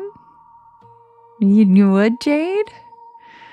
Yeah. And I'll tell you right now, guys, the weirdest thing is I'm a very rational, level-headed person in emergencies. I was a news reporter, so you kind of have to be. In breaking news, you have to be able to think on your feet quickly and react right. But I also am an elemental witch, okay? And the elements, I am in awe of Gaia or Mother Nature, whatever you want to call it. And every single time I've seen a tornado, I can't even explain to you guys what happens, but if you've in the chat have seen them before, they're mesmerizing. And I'm not even using that in like the loose way everybody does. I mean, every time, like, I am mesmerized where you cannot stop looking at it. You don't even want to move. You don't even care that you're in the way. It's hypnotized you. It is the most mesmerizing, amazing, beautiful, terrifying, adrenaline pumping thing I've ever seen in my life. Yep. That's exactly right, Michelle. You just freeze and stare. And I'm not that kind of person. I'm not an idiot. I am safe and usually, but there's something it does to our brains. There's no way it's not. It has to be something it does to our brains where it literally makes it's mesmerizing. Where you just want to keep looking at it. You like don't even care. You cannot look away. It's the weirdest Steph, yeah. It's the weirdest experience. And if you haven't felt it, I can't even explain it because you see people in videos and you're like, why aren't they running? What the fuck is wrong with that? I'm like, I've been there. I know why they're not running. Because you are just no, but it's not even fear. It's like awe. It's like beauty. It's like the most amazing. It's like, I can't explain it. It's one of the coolest shit. It's like a high you never experience any other way. Yeah, awe and shock. Yep. It's incredible. In the eye of the storm. Yeah, Legacy King. And like I saw a really bad one in Illinois when I was on an archaeological dig, and nobody would listen to me, and I knew it was coming, and we finally had to drop our shovels and run, and everybody else had got in the cars, and I was standing on the hill, and my friend got a picture of me with it behind me, but I just was standing there, and I couldn't even move. I was just like I just wanted to watch it. It was amazing.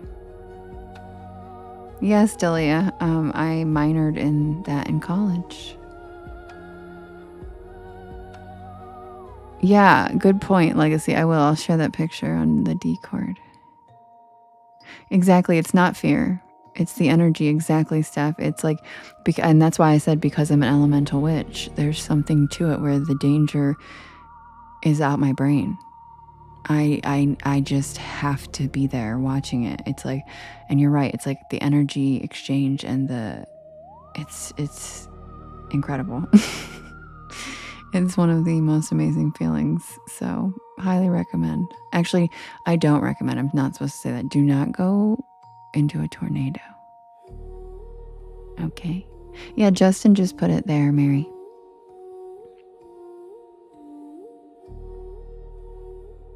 And yes, Whitney, I have done multiple digs. I minored in I'm actually an expert in lithic technology, which is the fancy way of saying stone tools. So how stone tools evolved and how they got more advanced because they are our original technology. And I can identify stone tools like anywhere. And you'd be shocked how much are laying around. Not always finished tools. You're not going to find like a perfect arrowhead, but you'd be shocked how much stuff is laying around. Like I found one on my live today. I found a preform on my live.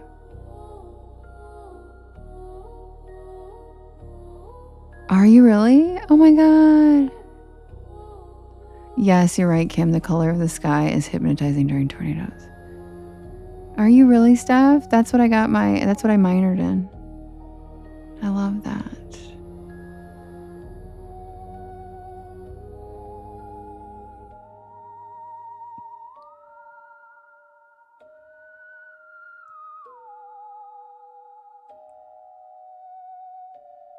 What? Jade pinned it because I pinned.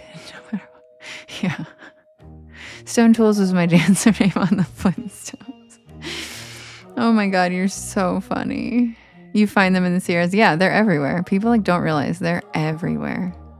Because there were only, I don't know, millions of people living on this land for thousands of years before us. Of course they're going to be everywhere. You know what I mean?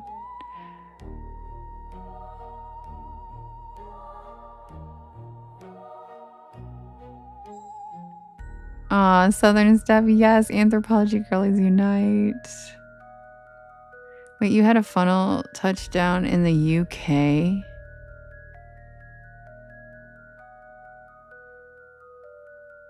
What? I didn't think you guys got tornadoes over there. I didn't think you got supercells. Yeah, isn't the energy amazing, Millsy? It is, right?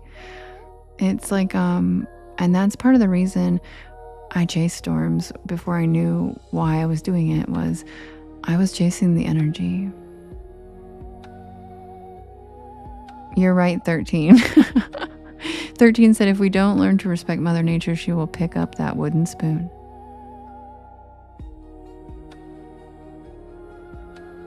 Lumberjack. Wait, Australian opals. So does Jackson. Jackson deals in Australian opals too. That's so random. Where is Jackson? All right, guys, quick swig. And GG, not really because gas is so expensive, but I still would be if there were good storms to go to, like near me.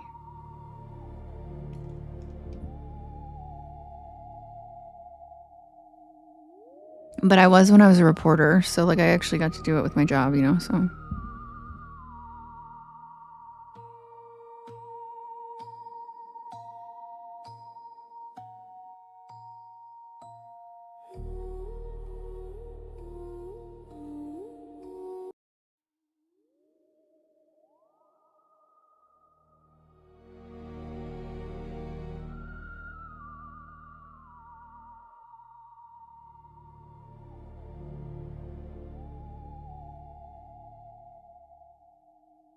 Fun fact, they've never found a dinosaur east of the Mississippi River. Isn't that interesting? Tune into my Witchy Wednesdays and I'll tell you why. Hi, Antiana.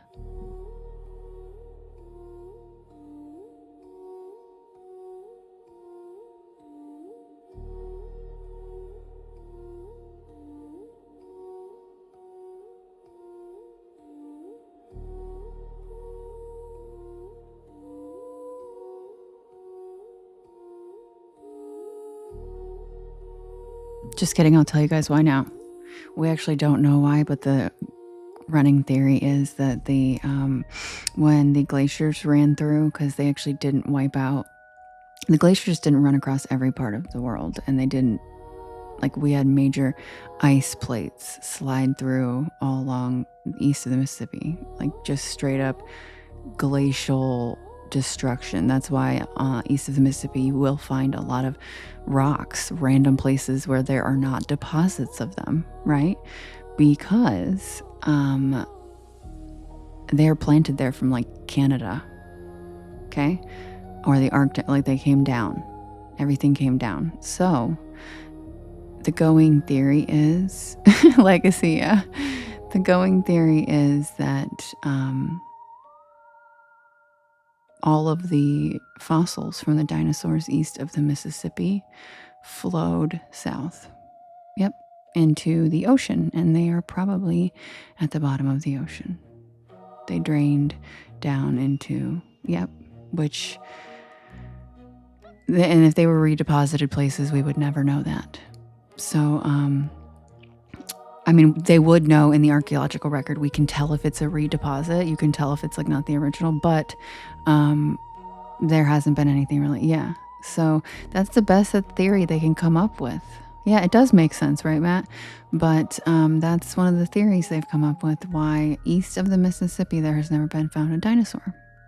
Because there are mastodons all over the place, and all the other like Ice Age and Paleolithic creatures, but there are no dinosaurs. And that's because the Ice Age and the ice plates came and pushed it. So like anything after that there's record of, but nothing before it. So that's why they think it could be. Yes, megalodons lived all over the South. Alabama, you can find them in the creeks everywhere. And here's a fun fact too. Colorado, those giant Rocky Mountains, they're so sharp and jagged because they're new. Did you know that? They're new and they haven't been worn down by time and weather and the elements. And so they actually popped up because they used to be an ocean. And it was called, I'm forgetting the name right now, but if you give it a Goog, there was an ocean separating, basically started at the Mississippi River and went all the way to maybe Nevada. And that was all ocean. So there's lots of like ocean dinosaurs found in Colorado in the mountains. And I find that fascinating because it was all totally different. And the Rocky Mountains were formed that way, and they were babies. They're brand new mountains. The Appalachian Mountains are the oldest mountain range in the entire world, and they are actually used to be connected to the Scottish Highlands. So the Scottish Highlands and the Appalachian Mountains are actually the same chain. There's also a connecting part in Africa. They were all connected at one point. So we were actually all the same people.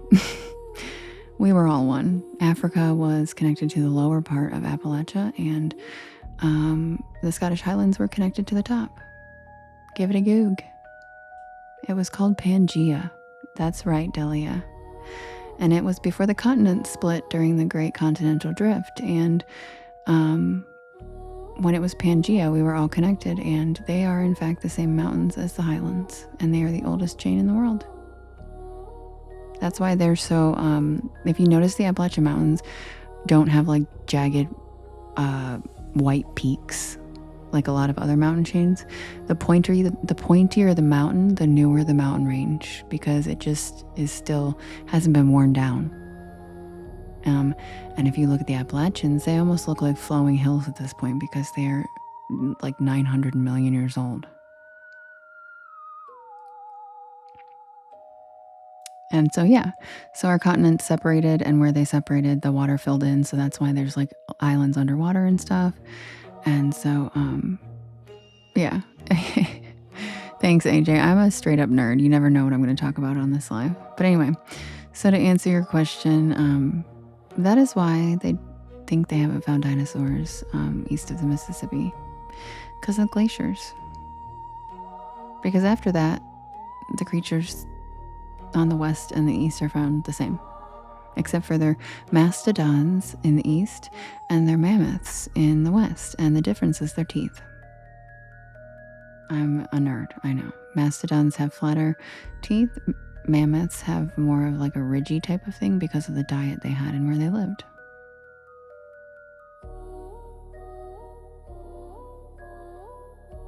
Legacy. I know, I literally... The Western Interior Seaway. Thank you, Jade. Thanks for looking it up for me. That's what it was called, guys. Look, give it a goog. The Western Interior Seaway. It covered Colorado and all that. And when I lived in Colorado, I went to the mountains, and there are literally aquatic dinosaur fossils just straight up chilling in the middle of the mountains that they cut through to make the highway. And it's phenomenal. It's very cool. Because I grew up east of the Mississippi most of my life, so I had never seen fossils until I moved to Colorado, and I was stoked.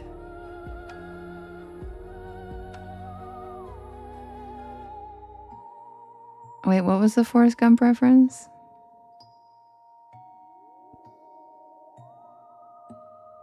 Yes, that there, Dave.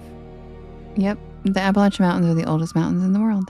The pointier the mountain, the newer, because they haven't been eroded.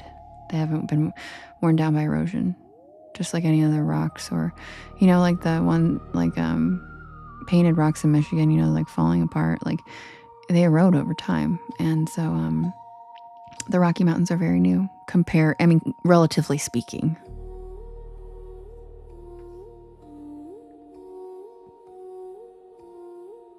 It's called Pangea, Jessica. That's okay. I appreciate your guys' curiosity. I love how you guys want to know. Because I've been a nerd who was like friends with all the popular girls most of my life, and most of them didn't really want to hear any of this shit. I'm not gonna lie. They'd be like, don't mind her. She just like is really smart. But like she likes to talk about, don't even worry about it. And I'd be like, yeah. But she has boobs.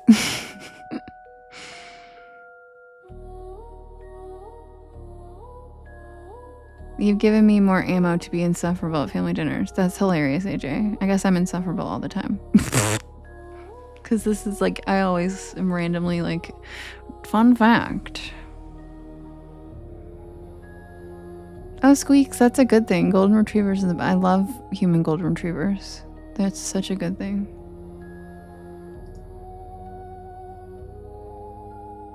Western Interior Seaway. Yep. That's exactly right, Rochelle.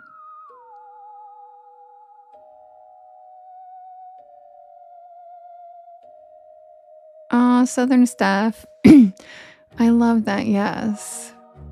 We can help heal each other's childhoods. Because I was the popular girl who wanted to be friends with the nerds. I was like too smart for my...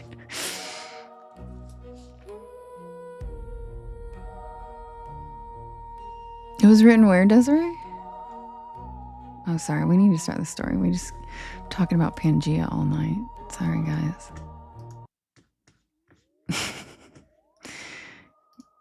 Get me talking. And can you guys do me a favor? Can you hit that share arrow again?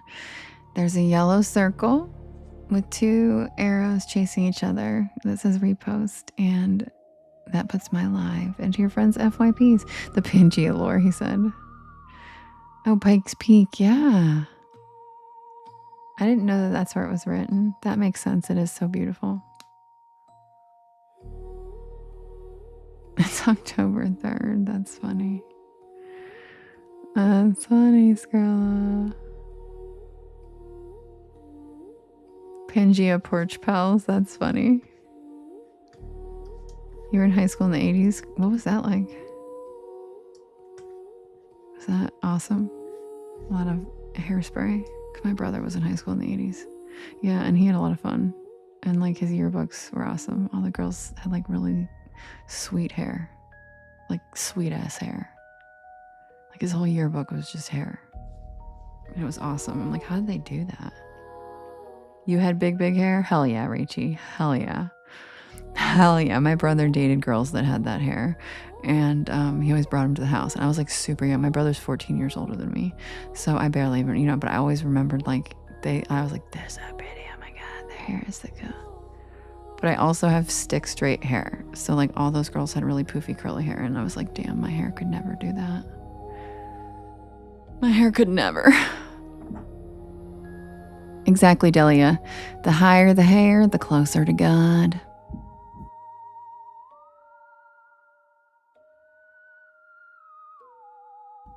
Submitted for the approval of the Porch Pals Society.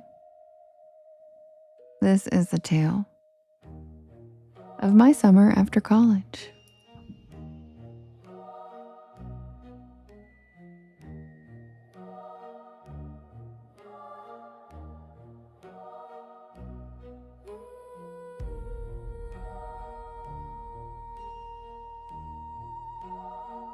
Yes, Rachie, the live is such an awesome mix of all the generations. We've got our boomers in here.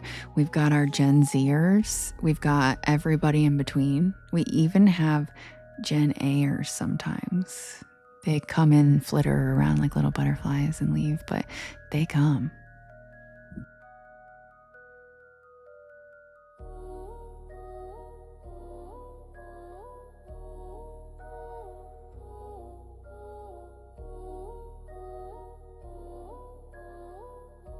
Me too, Delia. What?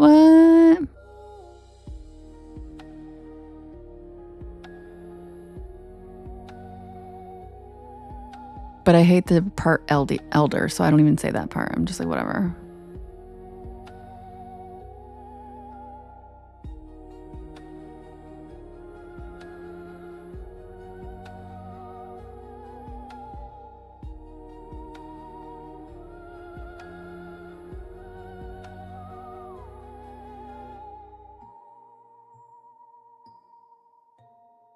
I love that, Rachie. My 26-year-old friend Ian comes in here sometimes.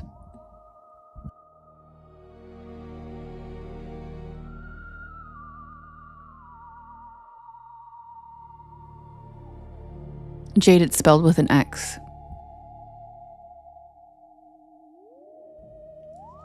This all took place the summer after I graduated college.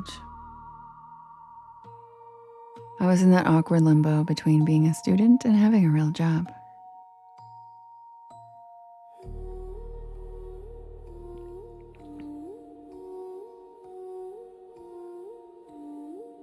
So I took up house sitting gigs to make some easy money. Most of the time it was uneventful. Watering plants, feeding someone's snobby cat, watching movies on their couch so it looked like someone was home in the evenings to prevent break-ins. The usual.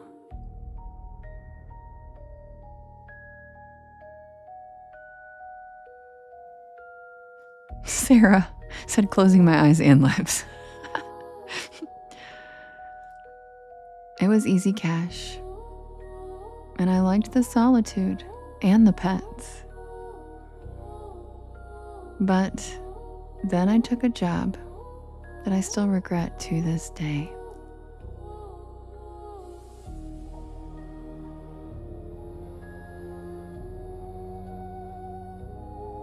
Thank you, Sano. Thank you.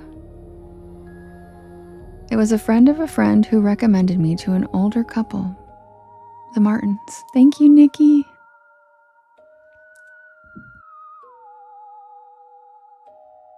They were leaving town for a month-long European cruise. And their house was a massive, slightly run-down Victorian on the outskirts of a small town in Maine.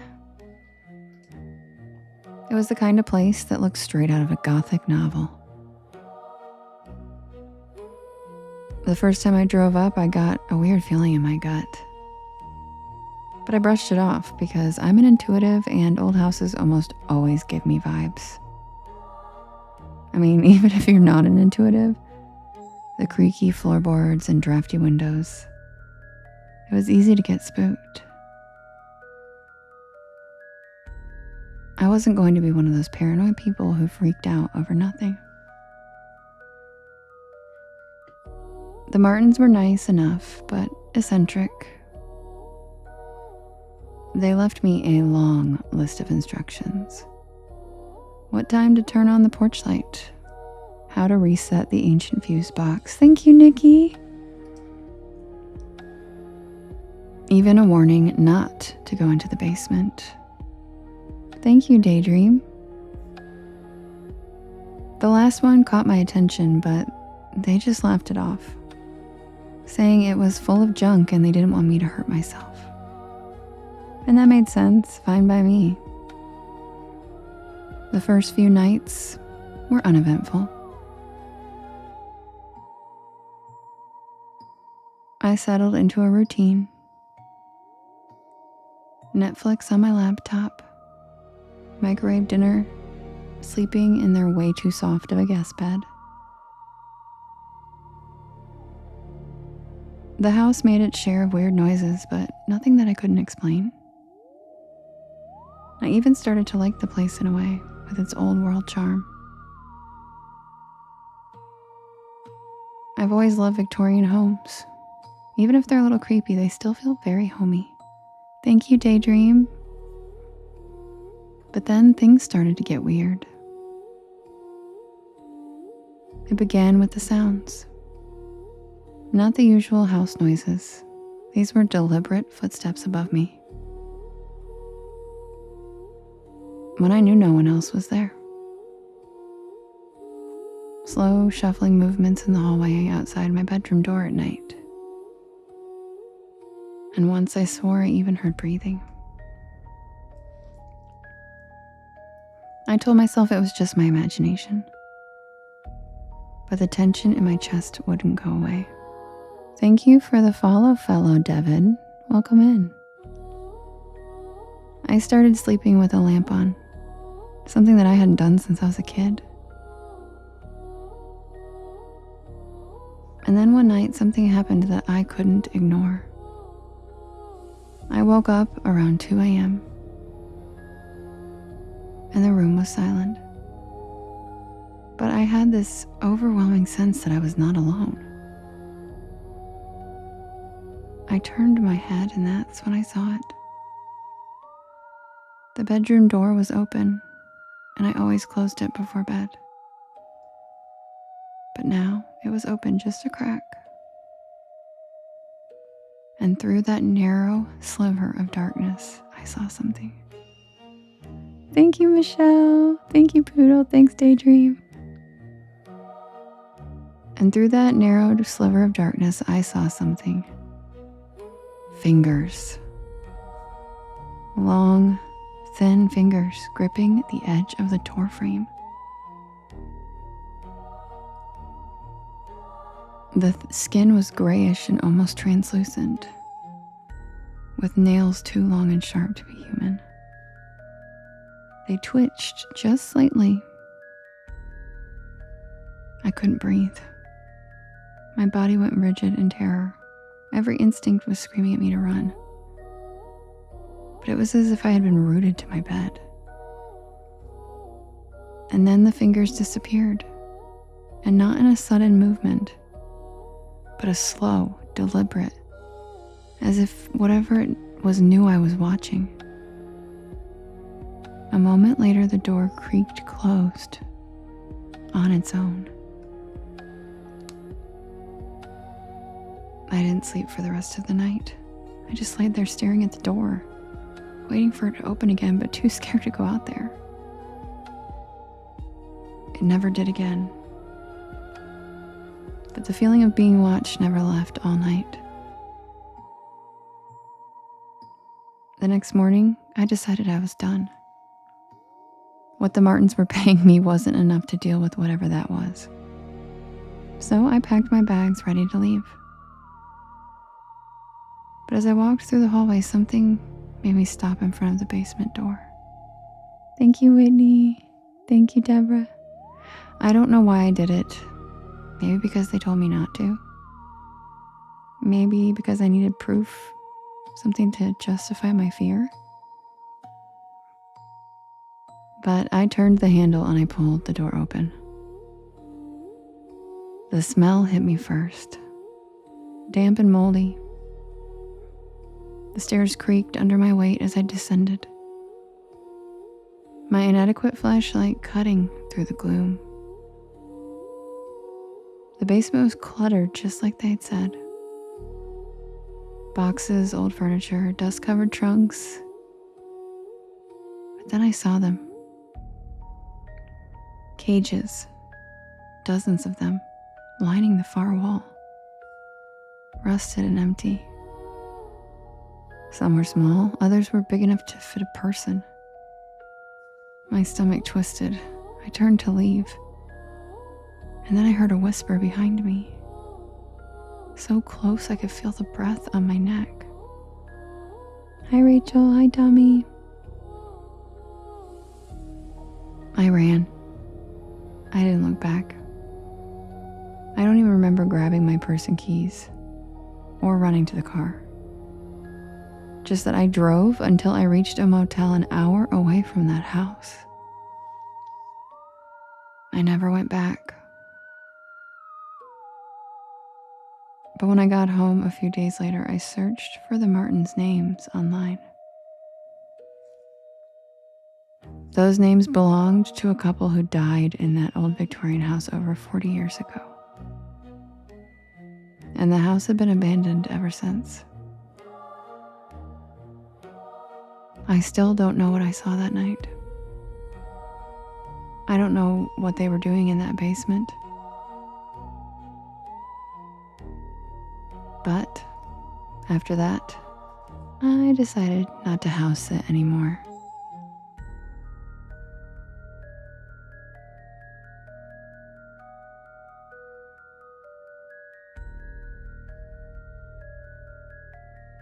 And that's the tale of the summer after college.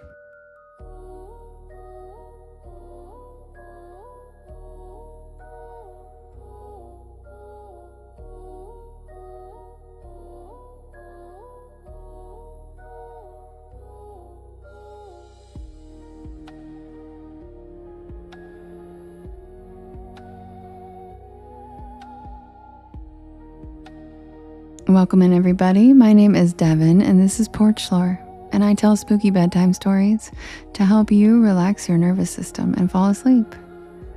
And I'm here every single night at 10 p.m. Eastern Standard Time until about 1 in the morning. I will read an extra story tonight, though. Normally, I would start the last story, but I'll do another one.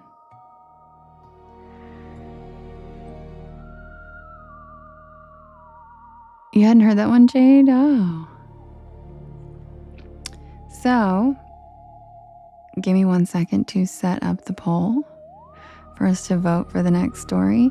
And would you guys do me a favor while I do that? Could you guys hit that share arrow in the bottom right-hand corner?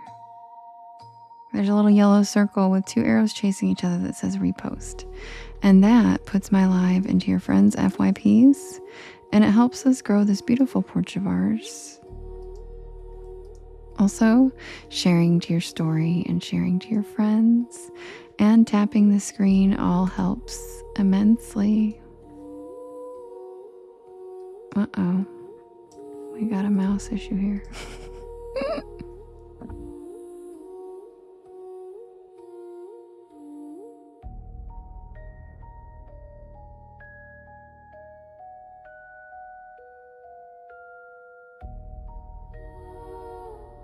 Yeah, Jade. And making giant banners helps, sorry.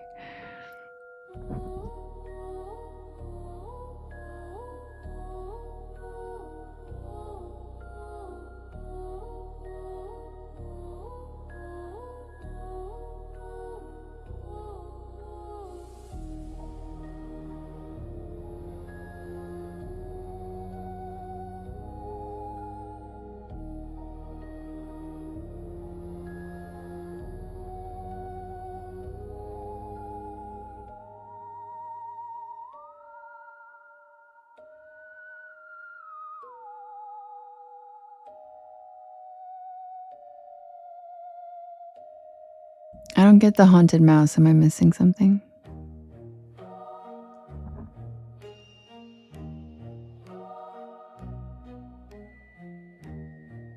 Hi, Spooky Cabins. How you doing?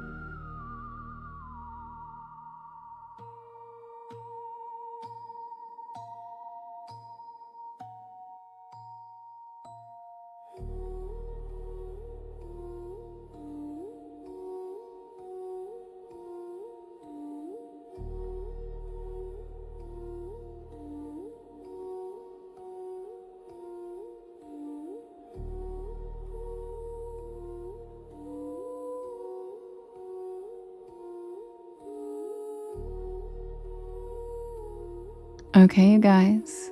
You got something for me, Tommy? Okay. What is it?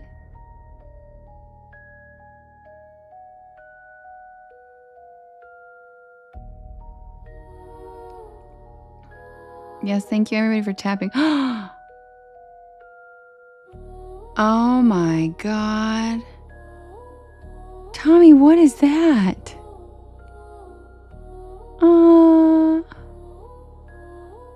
Wow. Guardians, what is that called? Guardians Pledge. Oh my God, Tommy, thanks. That was so beautiful. Oh my God. And see, I love how Tommy tells me ahead of time. He warns me. It really helps. I love it because I hate missing them, and it really gives me a chance to stop and watch. And I love that he does that. He says, I got something for you. I love you, Tommy. Thanks. Everybody, thank Tommy for our Discord that we love so much, because I had no idea how to do anything, and he built the entire thing for me because he's a tech genius and amazing. So be sure to say thanks, Tommy, because he helps keep the Discord in check, and he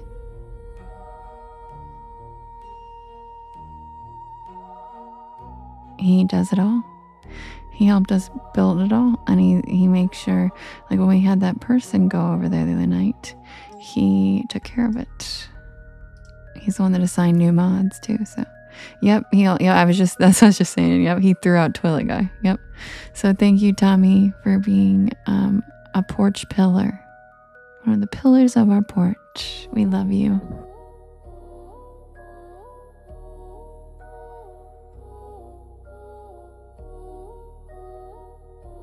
Yeah, Skrilla, where were you? This guy got really... It was like a whole thing. And I've dealt with him before, and it's just been a constant thing. He finally got blocked again, and he's been blocked before, and then he went to the Discord and was like freaking out. And I had to message Tommy and be like, Tommy, help. Help me. Because Tommy And Rachel like my only mods in Discord. And I was like, and also I feel bad asking Tommy all the time for everything. So I was like, can you make a couple of other mods so you don't have to like answer my texts at 2 a.m. Yeah, we love Tommy. Thanks, boo. I love you so much, Tommy.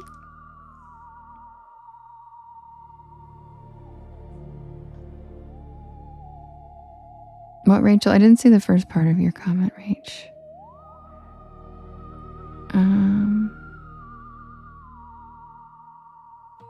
I didn't see the first part of your comment, Rach. I just see for you. Yeah, you missed it. It was pretty wild. And then he just kept apologizing. And oh my God, you guys, I didn't even tell you the rest. You know what he did? Oh, you recorded the gift. Thank you, Rachel. You're the best. You know what he did? He went to Paulo's Discord. He went to Paulo's Discord and was like, can you guys please tell Devin to unblock me? And Paulo was like, this isn't even her channel. This isn't even her feed. The hell? Oh, thanks, Jade. I love you so much. Yeah. Isn't that ridiculous? Yeah, guys.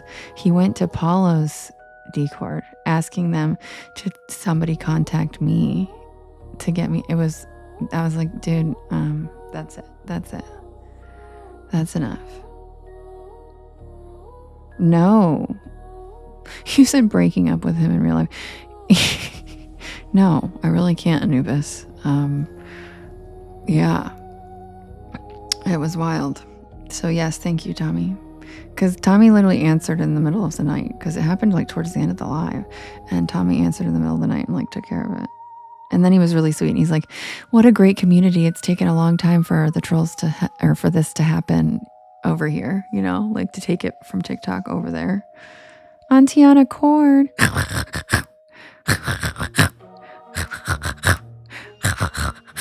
Auntiana, thanks for the corn. All right, you guys, the poll is ready. We have the Deer Woman of Oklahoma. We have the Flatwoods Monster, which I misspelled with 2 R's and I'm not fixing it. We have the Boo Hag. We have the Overnight Delivery. And we have the Midnight Movie. You love that, Auntiana. I know. He DM'd you too, Jade? Oh my God. I bet he messaged every mod. And they just didn't tell me. All right, guys, we have the Deer Woman. We have the Flatwoods Monster. We have the Boo Hag. We have the Overnight Delivery. And we have the Midnight Movie. Oh, he didn't message you, Justin? Okay. You gotta find me my German boyfriend soon. You want a German boyfriend? Why? Right, T-Dragoness? I know.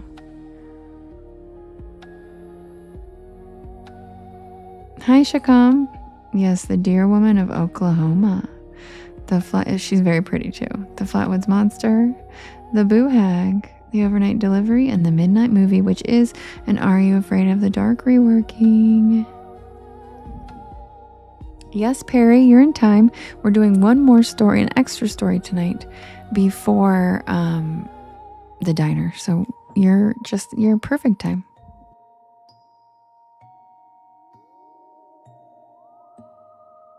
Oh my goodness, Deer Woman and Overnight Delivery are neck and neck. Who's it gonna be?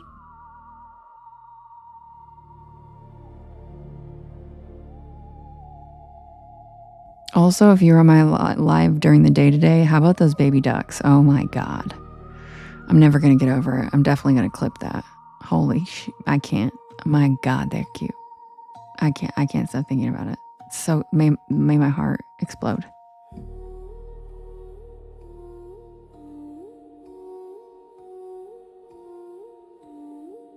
Yes, Justin, you missed the baby ducks. Justin, do you get the recordings?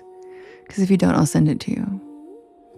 Oh, he left? Oh man, you gotta see him. They were the fuzzy, yeah, they were the cutest little fuzzy baby.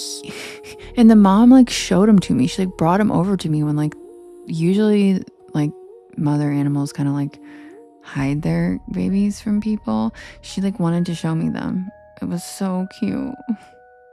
I'll send it to you, Justin.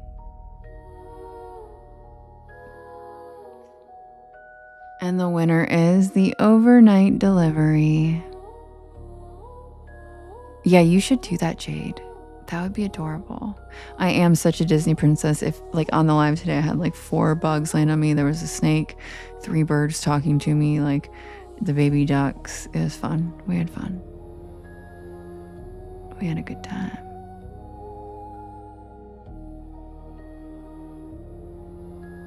All right, guys. The last one is the overnight delivery. I'll be right back with that. Sit back and relax.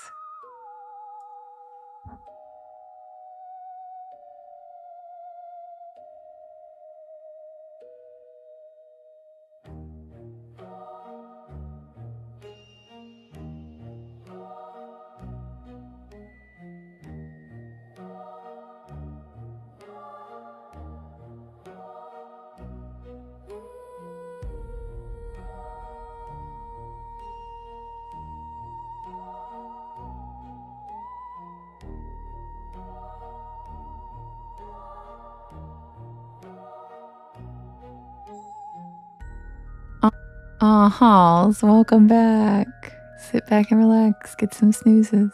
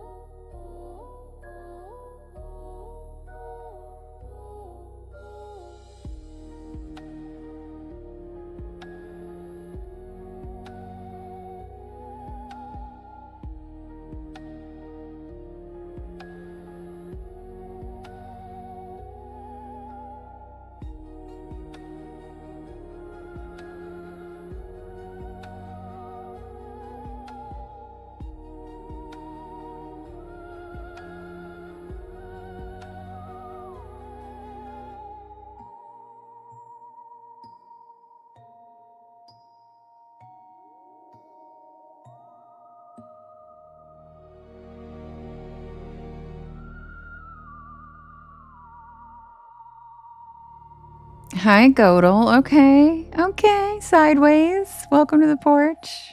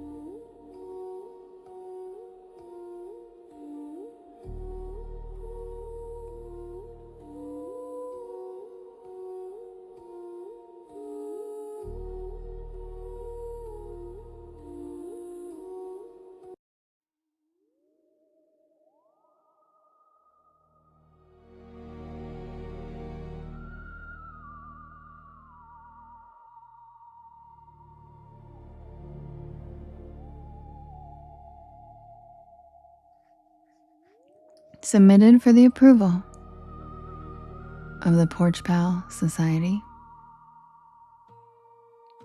This is the tale of the overnight delivery.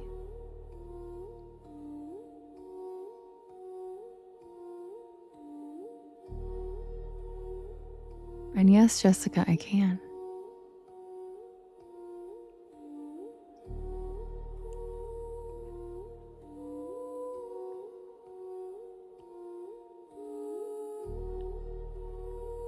Hi, Diamante.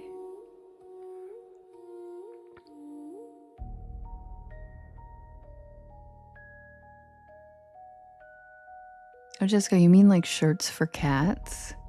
Oh, I'll have to look into that. I thought you meant like shirts with cats on them. Thank you, Lumberjack. How you doing, Diamante? How you doing, beautiful? I miss you.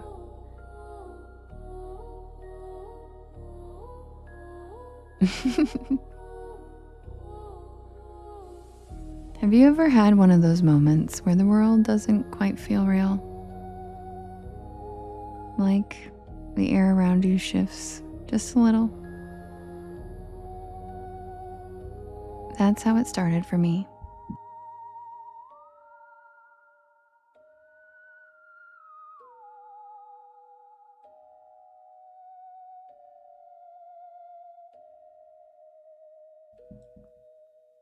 Just a little feeling creeping at the edges of my awareness, whispering that something was wrong.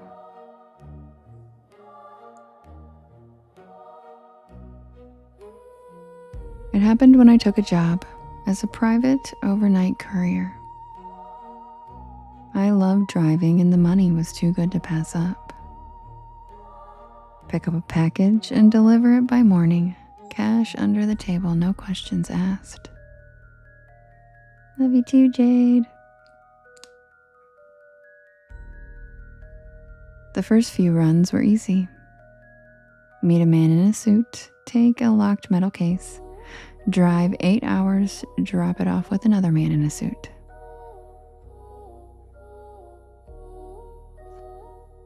But that night, everything changed. I picked up the package outside a warehouse on the edge of town. The man who handed it to me was different this time. His suit looked the same, but he was definitely different. His eyes never blinked, and when he smiled, it was too wide and weird. My gut told me to walk away, but I had already taken the job. I was committed. The case felt heavier than usual when I set it into my trunk, and it felt like something inside had shifted. The drive there should have been straightforward. 400 miles through the desert. Straight shot, no stops. But an hour in, I started seeing headlights in my rearview mirror. At first I thought nothing of it, just another traveler.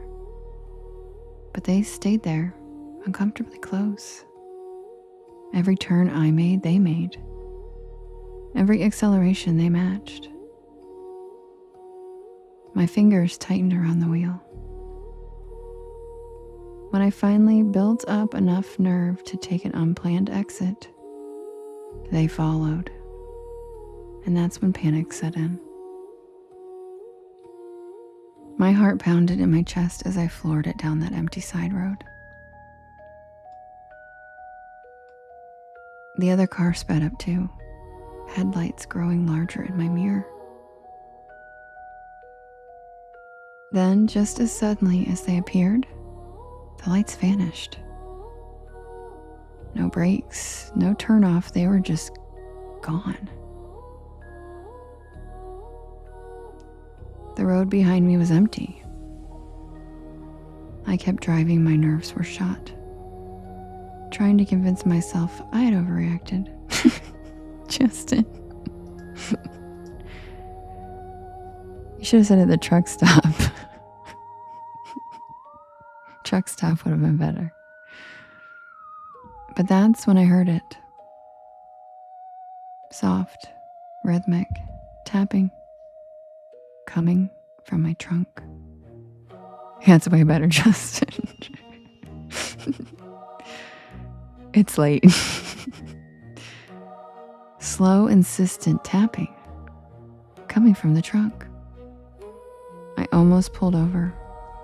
I almost opened it to see what was inside. But something told me that I wouldn't want to know. Thank you, Sherry. Instead, I tightened my grip on the wheel and I just kept driving. I kept my eyes on the road. I kept pretending that I wasn't hearing what I was hearing. An hour later, my radio cut out. Static.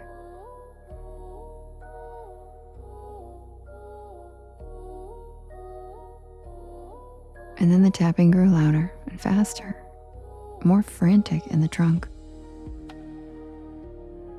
And then just as my headlights caught the next mile marker, something in my trunk screamed. Not a human scream and not any animal I've ever heard. I slammed the gas pedal to the floor, tearing down the empty highway at 90 miles an hour. Thank you, Sherry. I didn't care about the delivery anymore. I just wanted out of there. My destination was less than an hour away, so I forced myself to keep going, gripping the wheel so tightly my knuckles went white. Yeah, corgi butt. And just when I thought I might make it, the trunk lid started to rattle.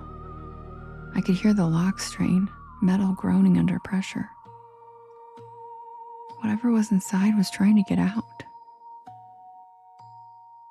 I made it to the drop-off point, a gas station in the middle of nowhere. The second my tires skidded to a stop, the trunk burst open. Then I threw myself out of the car and I ran for the station's lights. By the time I turned back, the trunk was empty and the case was gone.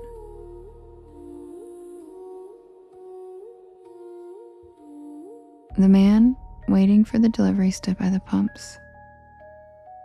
He smiled and nodded and said, "Good, now it's loose."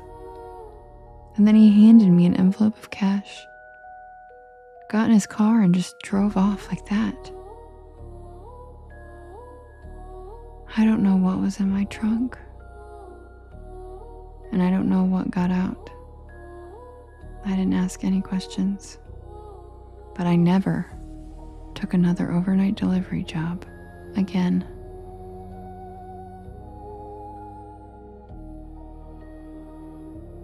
And that's the tale of the overnight delivery.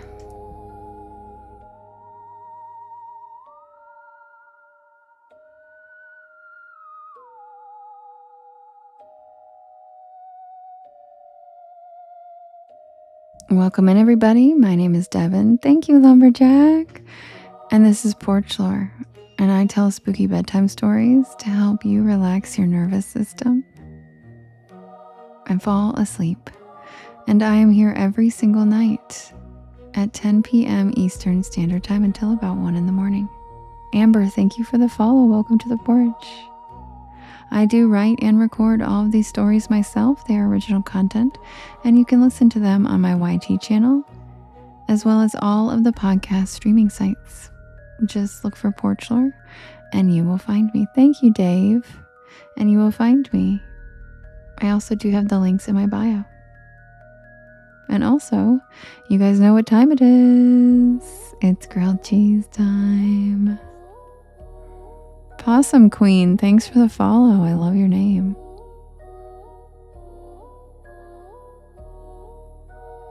Overnight delivery was Justin's dancer name.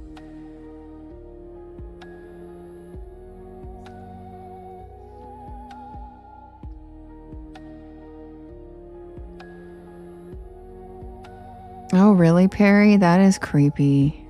I bet she does have creepy stories.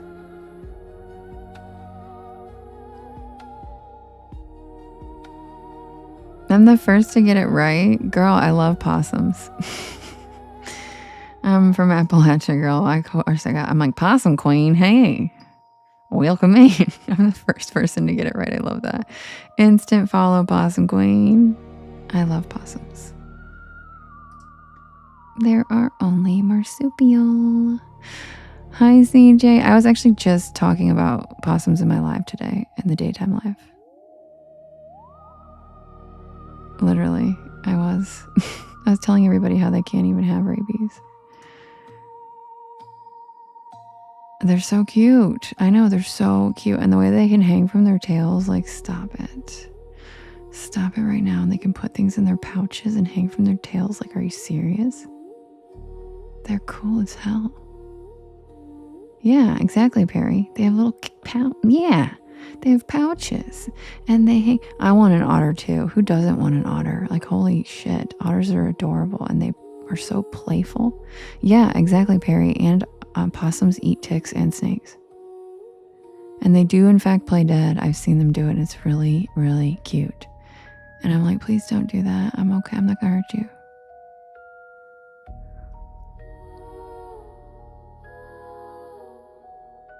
Otters are so cute. You know, there's also a breed of rattlesnake that plays dead, and I found that out because it did it to me. And I thought I killed it with my eyes. I'm not even kidding. I heard it in the bushes. I turned around and looked at it, and it went like a limp noodle, and it just fell over. And I was like, did I just kill it by looking at it? Like, I couldn't figure out. And you know how like bunnies can have heart attacks like that, and like little mice and stuff, sometimes they'll just like straight, yeah, like Medusa or something. I was like, what the hell? Why? Because it straight fell over like a dead noodle. Okay, and it wasn't a very big snake, but it was definitely a rattlesnake. Okay, and like a baby one, I would say. And so then I'm like, what the hell? So I go home and I give it a goog, and guess what? There's a certain breed of rattlesnake that lives near me in Michigan where I was, and the babies play dead until they like develop their rattles all the way. And it's so cute. I couldn't stand it. It was a baby. And the best part is I knew he was playing dead.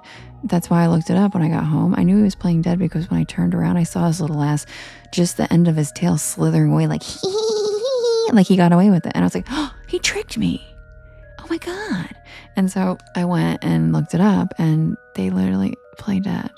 And I'm like, so cute. I know. I think it's so cute. He was like a baby. He was like a baby because they said that when they stray away from their parents, they will play dead because they don't know what to do. So like babies are babies in every species. And this little dude was like, uh-oh, I'm too far from my mommy.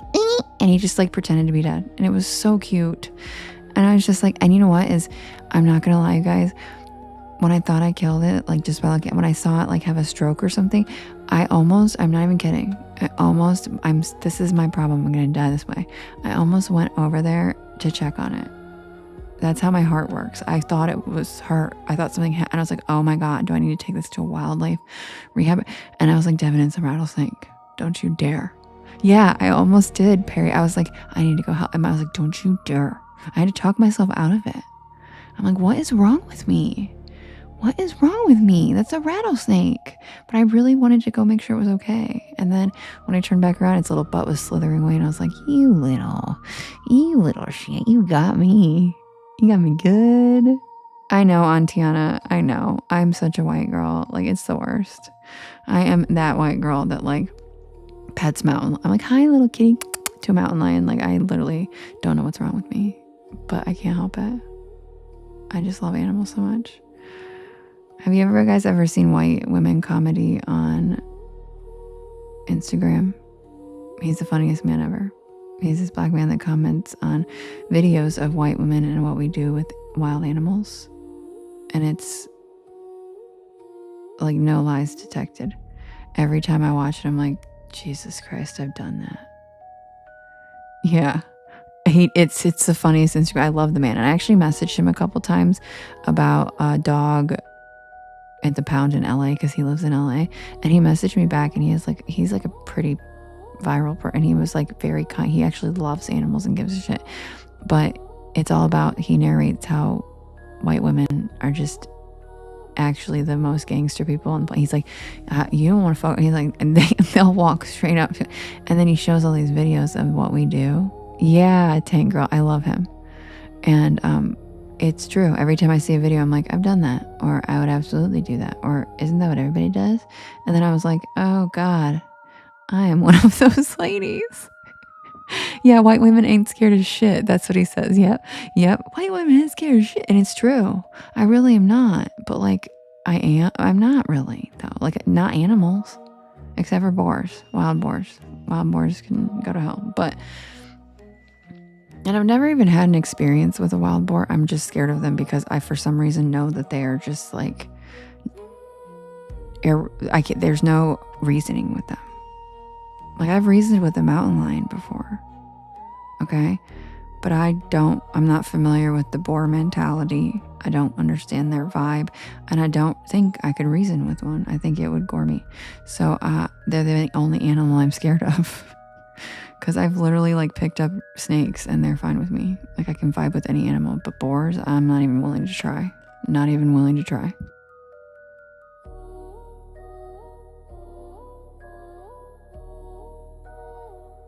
I literally had a mountain lion watch me on my entire hike once from the top of a cliff, and I looked at him and he looked at me and he just had his head laying on his paws and he watched me the whole time. And he didn't do shit. You know why? Because they don't want encounters with humans. They really don't. If you're not threatening their babies, or they're not like starving to death in the winter or something, like they don't even want to touch you. It's a calculated risk. Every time they encounter humans, they might die. So he was like napping and saw me like a little kitty, and he didn't even give a shit. And I'm not gonna lie, it's the first time I've seen one, and I was completely alone in a desolate place in the middle of California. And for like 5 seconds, I was like, and then I was like, Devin, just trust your instincts. Like you've waited for this moment forever, you know? And I did. And you know what? He was just a little baby. And you know what? He just laid there with it. He watched me and he followed me with his head, but he just had his little chin resting on his giant fucking paws. And he just watched me like that. And I was like, God, you're so cute. I just want to hug you with those big paws. But nope, I would die. So I'm going to keep going. But I said hi to him. And I did. I was like, hi, cutie. And he didn't do anything. And I was like, damn, that just proved it. That if you stay calm and high vibration, they aren't going to just attack you for no damn reason. Animals do not want to have a battle with us. They're not like, let me go see if I can kill them instead of them killing me. Let's go try it out. Like, no one's doing that. Everything's trying to survive. So just remember that next. Yeah, unless they're starving, if it's like they just came out of their hibernation and it's the first day of spring. But other than that, I think cats are literally the king of the jungle. They do fine. They're rarely starving. They can eat any fucking thing they want in the forest. So next time you think about, oh my God, I'm gonna get attacked, like they don't want to do that at all. They are not trying to go have a battle every day. Are you? Do you leave the house and you're like, let me see if I can fuck up today? No. At least I hope not. And if you do, maybe please go get help. Yeah, possum's teeth are scary looking, but guess what? Most teeth are scary looking except for ours. Because ours are like flat. You know what I mean? Most animals are kind of weird teeth. Like cats. Cats' teeth are scarier than possums. Have you ever seen a cat's teeth? Merlin bites the shit out of me sometimes.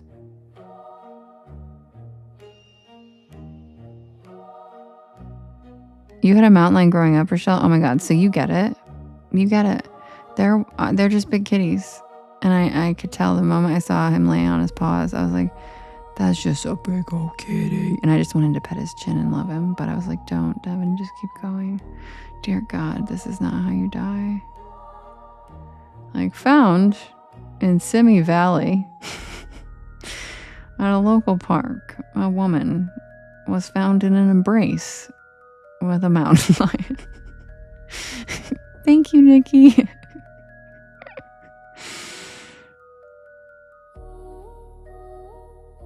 They'll bite a raccoon in the ass? Who, mountain lions? That's funny. Yeah, all big cats are stunning. Panthers, my God. Here's something fun. Fun fact. Did you guys know that black panthers, A, aren't really panthers, and B, they aren't actually solid black? Did you know that? Denty used to live in Simi Valley. Who's that?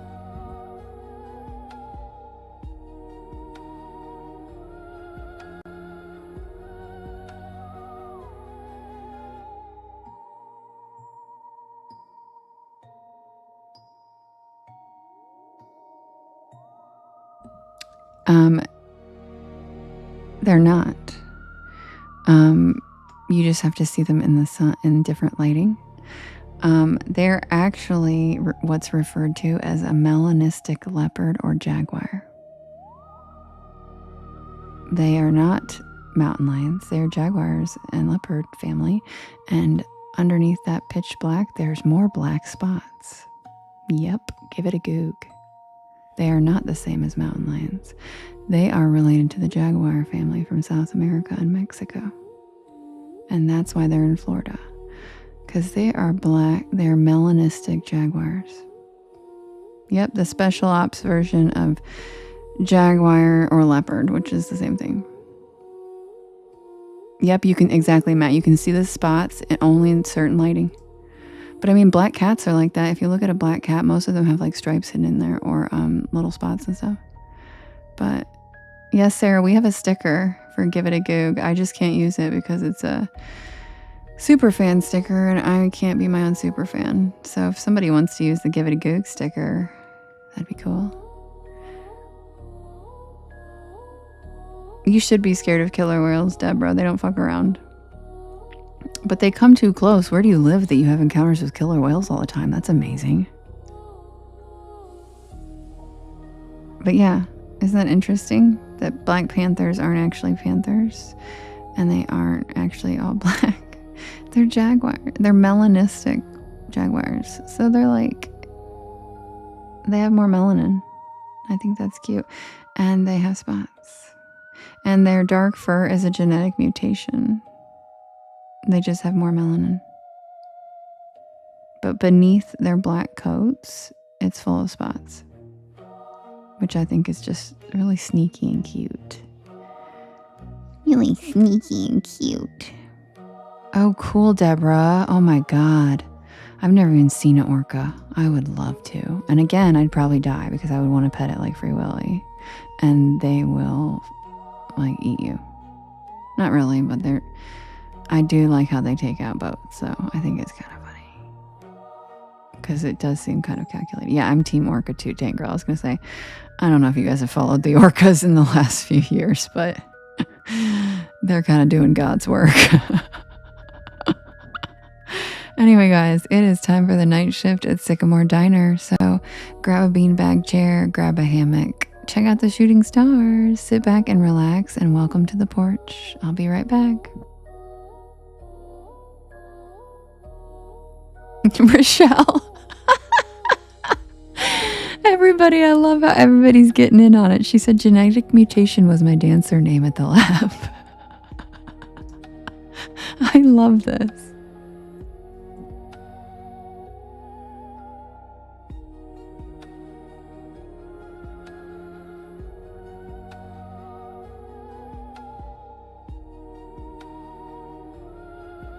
AI is probably like shorted out. It doesn't even know how to categorize me. It's like Pangea, melanistic leopards. I don't know what the fuck she's talking.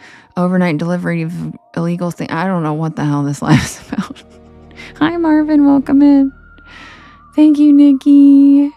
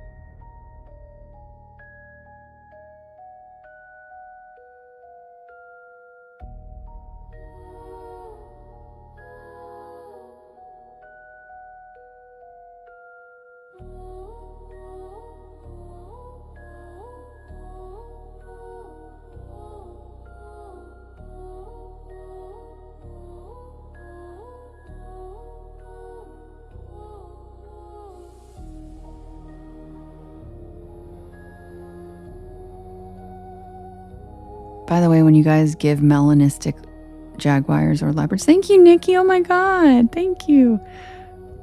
When you give them a goog, look up some videos of them playing, because they're apparently very playful for big cats. Like, a lot of big cats are playful like cats in general, but apparently the melanistic jaguars are very playful, and it's so cute.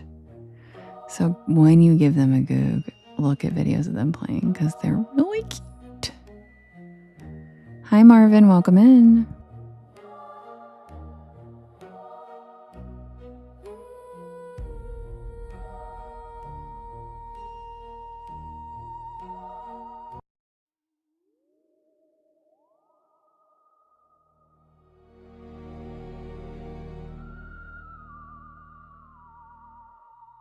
Nikki, thank you so much.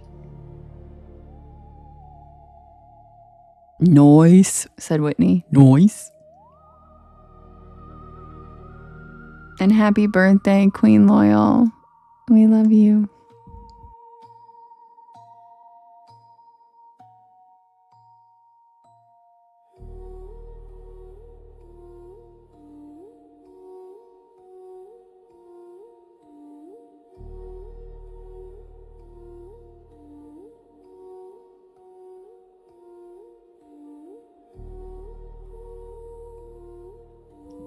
Perry, there's a category called bags, and it's in there. Just go to the section called bags, and it'll be in there.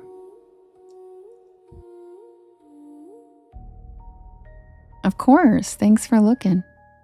Melanistic just means more melanin in the skin to make it darker, or more melanin in their fur, I guess. And so they are actually jaguars. They're just all black.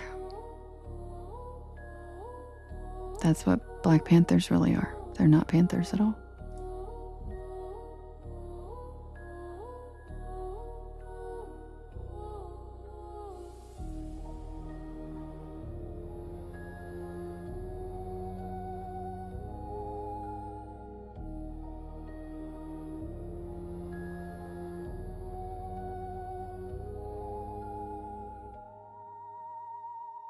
Yes, Perry, the grilled cheese boxers are so good, right?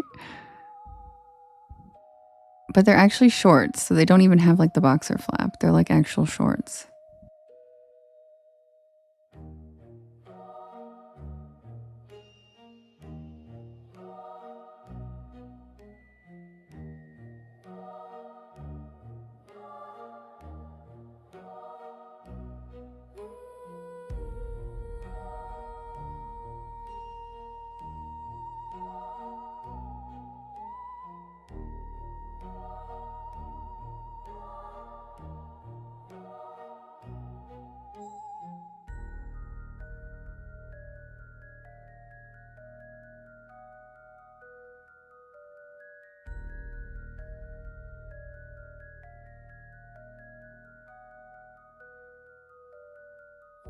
Submitted for the approval of the Porch Pal Society.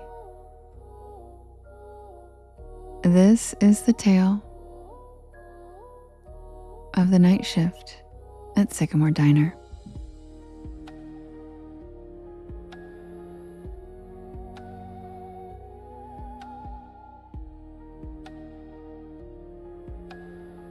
Claire, thank you for the follow. Welcome to the porch.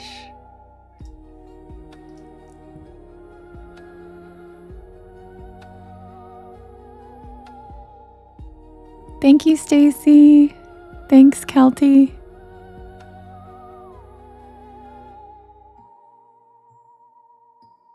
Welcome back, Kim.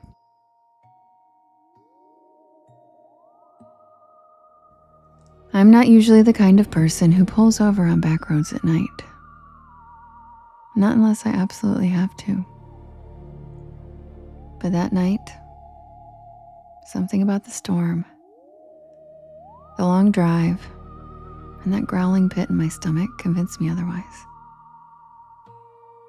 I was hungry. It was late October, and I was headed back to campus after a weekend visit with my friends in North Carolina.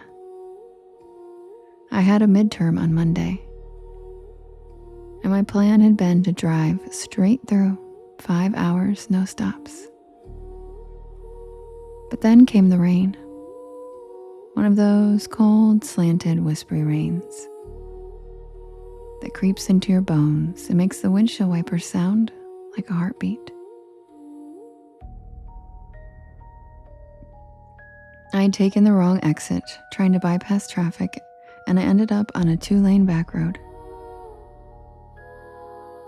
surrounded by nothing but pine trees and power lines.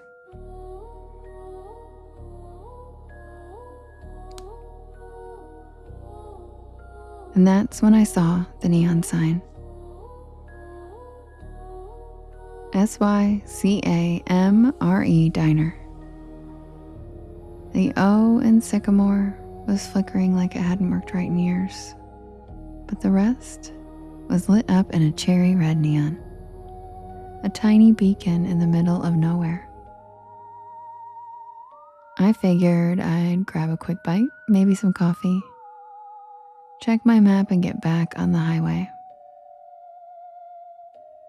But I should have just kept driving. I should have known something was off the second I stepped inside. The bell over the door jingled, but not like a normal bell. It made this sharp metallic ping that echoed longer than it should have. The air inside was warm, almost too warm, and it smelled like grilled onions and pancake syrup. The place looked like it had been yanked straight from 1957. Checkerboard floor, red vinyl booths, a long counter with spinning stools.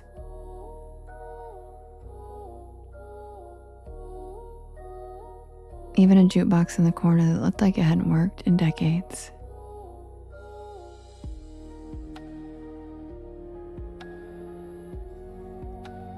And the people, they all stopped and looked at me the second I walked inside. Not in a rude way, just quiet, like they weren't expecting me.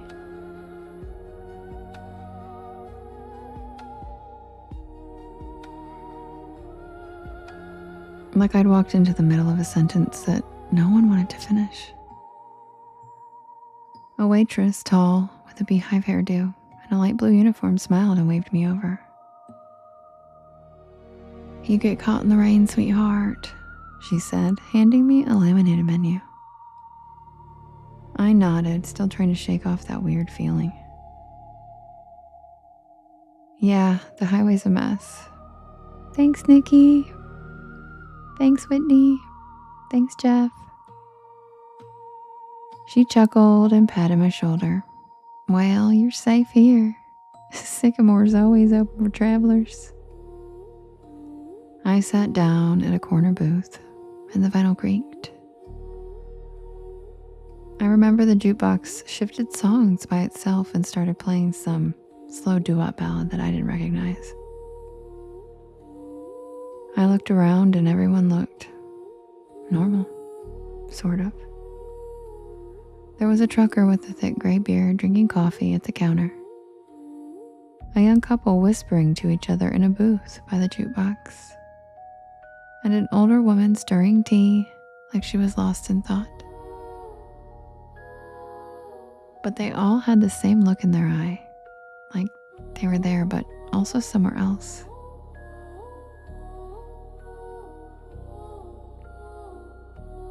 Like they were watching me out of the corner of their eyes even when they were looking down. The waitress came back with coffee, strong, hot, and surprisingly good. And I ordered a grilled cheese with fries. Simple, safe. She wrote it down with one of those clicky pens and said, "Don't worry, it's on the house tonight."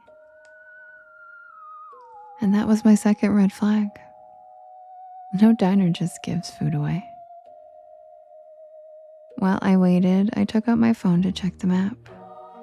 No signal, and I mean nothing. No bars, no Wi-Fi, not even GPS. Just a blank screen with a spinning wheel. I glanced out the foggy window, and the storm was still going. But now the wind had picked up. I could see the power lines swaying like jump ropes in the dark. But the diner stayed perfectly lit. Not even a flicker. The food came fast. Too fast. Like under 5 minutes. But it looked amazing. Golden bread, gooey cheese, crispy fries with a little metal cup of ketchup on the side. I took a bite. Delicious. I mean, I've eaten at a lot of diners, greasy spoons, college joints, and roadside shacks, but this was hands down the best grilled cheese I've ever had. The fries were perfect, and the coffee never ran out. Every time I took a sip, it was somehow full again. I was halfway through the sandwich when the trucker got up to leave. He walked right past my table, nodded once, and whispered, "Don't stay past midnight." That's all he said. What? But he was already out the door.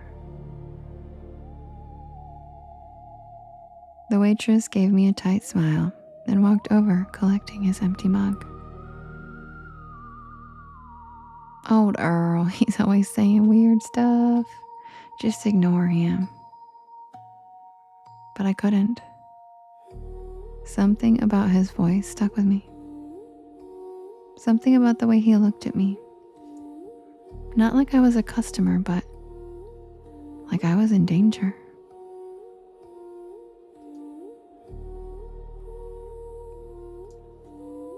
I checked the clock over the register. 11:42.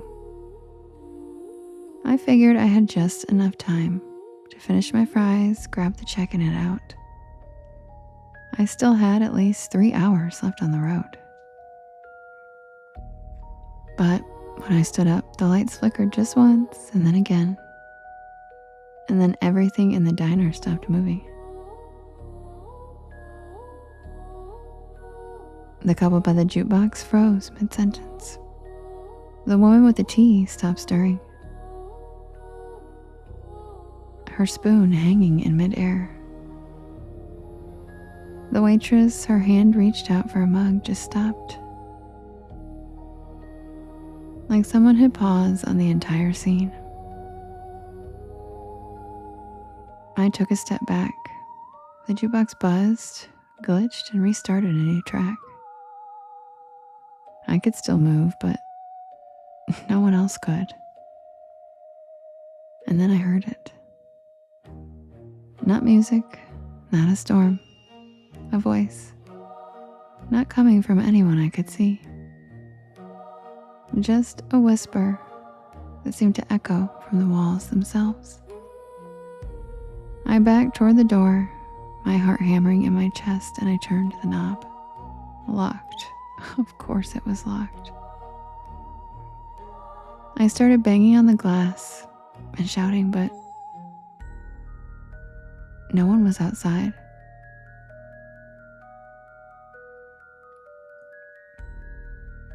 Just the wind and the rain and that flickering red sign.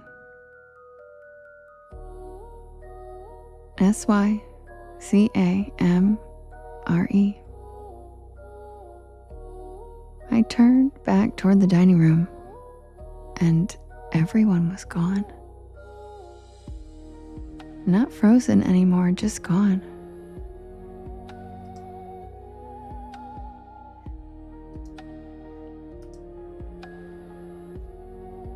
The booths were empty. No plates, no crumbs, no mugs. No sign that anyone had ever even been there. Except for my plate. Still warm. And still half-eaten. And then I saw the waitress. She was standing by the kitchen doors. her silhouette backlit by flickering fluorescent light. Thank you, Jeff. Her face was wrong. The same smile, but her eyes were empty, black and endless. Like someone hit pause on the entire, or like black and endless, like someone had painted over them. Thank you so much, Perry. You shouldn't be here, honey, she said in that same cheerful voice.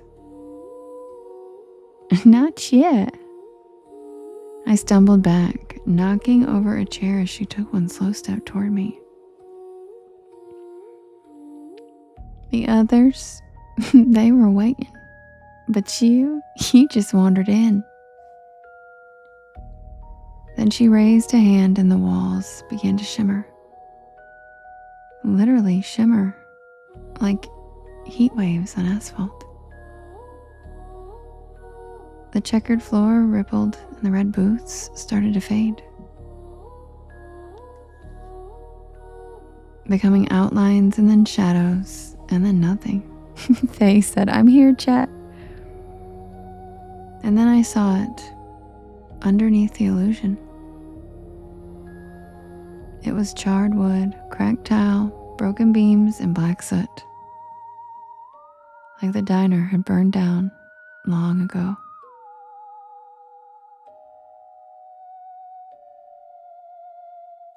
I ran. I don't even remember how I got out. 1 second I was inside, and the next I was on the side of the road, soaked to the bone and gasping for air. My car was still there, parked on gravel that didn't even look like a lot anymore. Just weeds and puddles. No neon sign, no glowing windows, just nothing. I drove back to campus that night in silence. No music, no Porch Lore podcast.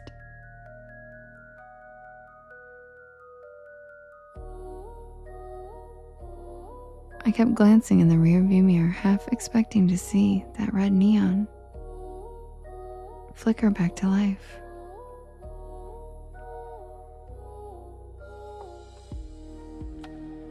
I didn't tell anyone. Not for weeks. Not until I finally looked up Sycamore Diner on a local history site. And I found it. Burned to the ground in 1972. A gas leak. The whole place went up at midnight, and everyone inside was killed. 5 patrons, a waitress, and a cook. The photo in the article? Same checkerboard floor, same red booths, same neon sign. SYCAMORE.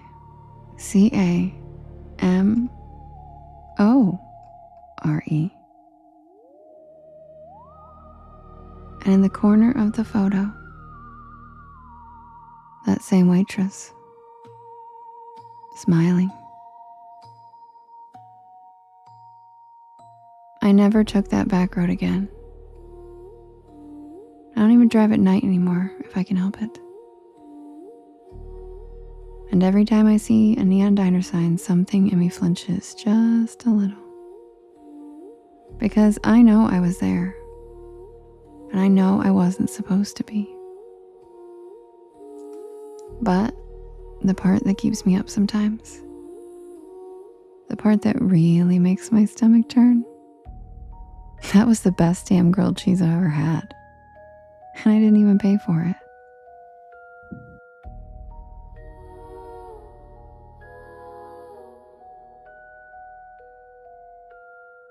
And that's the tale of the night shift at Sycamore Diner.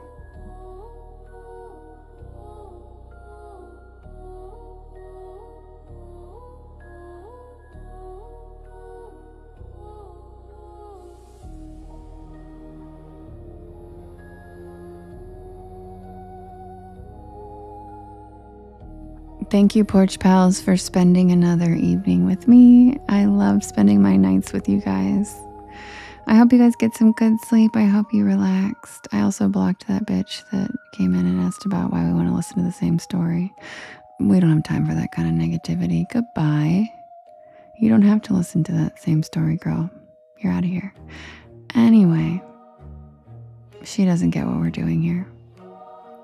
She has no idea how regulated our nervous systems are going to be. Good night, everybody. I love you guys so much. And I know she doesn't even know the lore. She doesn't even know the lore. And I blocked her while I was reading. Bet she wasn't expecting that, but she thought she could talk shit while I'm reading and get away with it. No, boo. Bye. Right in the middle of me reading. I got eyes everywhere. I love you guys so much. I'll see you guys tomorrow. Same time, same place. 10 p.m. Eastern Standard Time. I hope you guys get some wonderful sleep. And if you can't fall asleep, head on over to my YT channel where there is a bedtime stories playlist. You'll probably be out by the second story. I love you guys so much. And hopefully Jade will post a video of the baby ducks so we can all awe about them. Love you guys, and I'll see you again tomorrow. Sweet dreams and stay spooky. And yes, Nikki, thank you for all your love tonight. I really appreciate your support. Good night, everybody.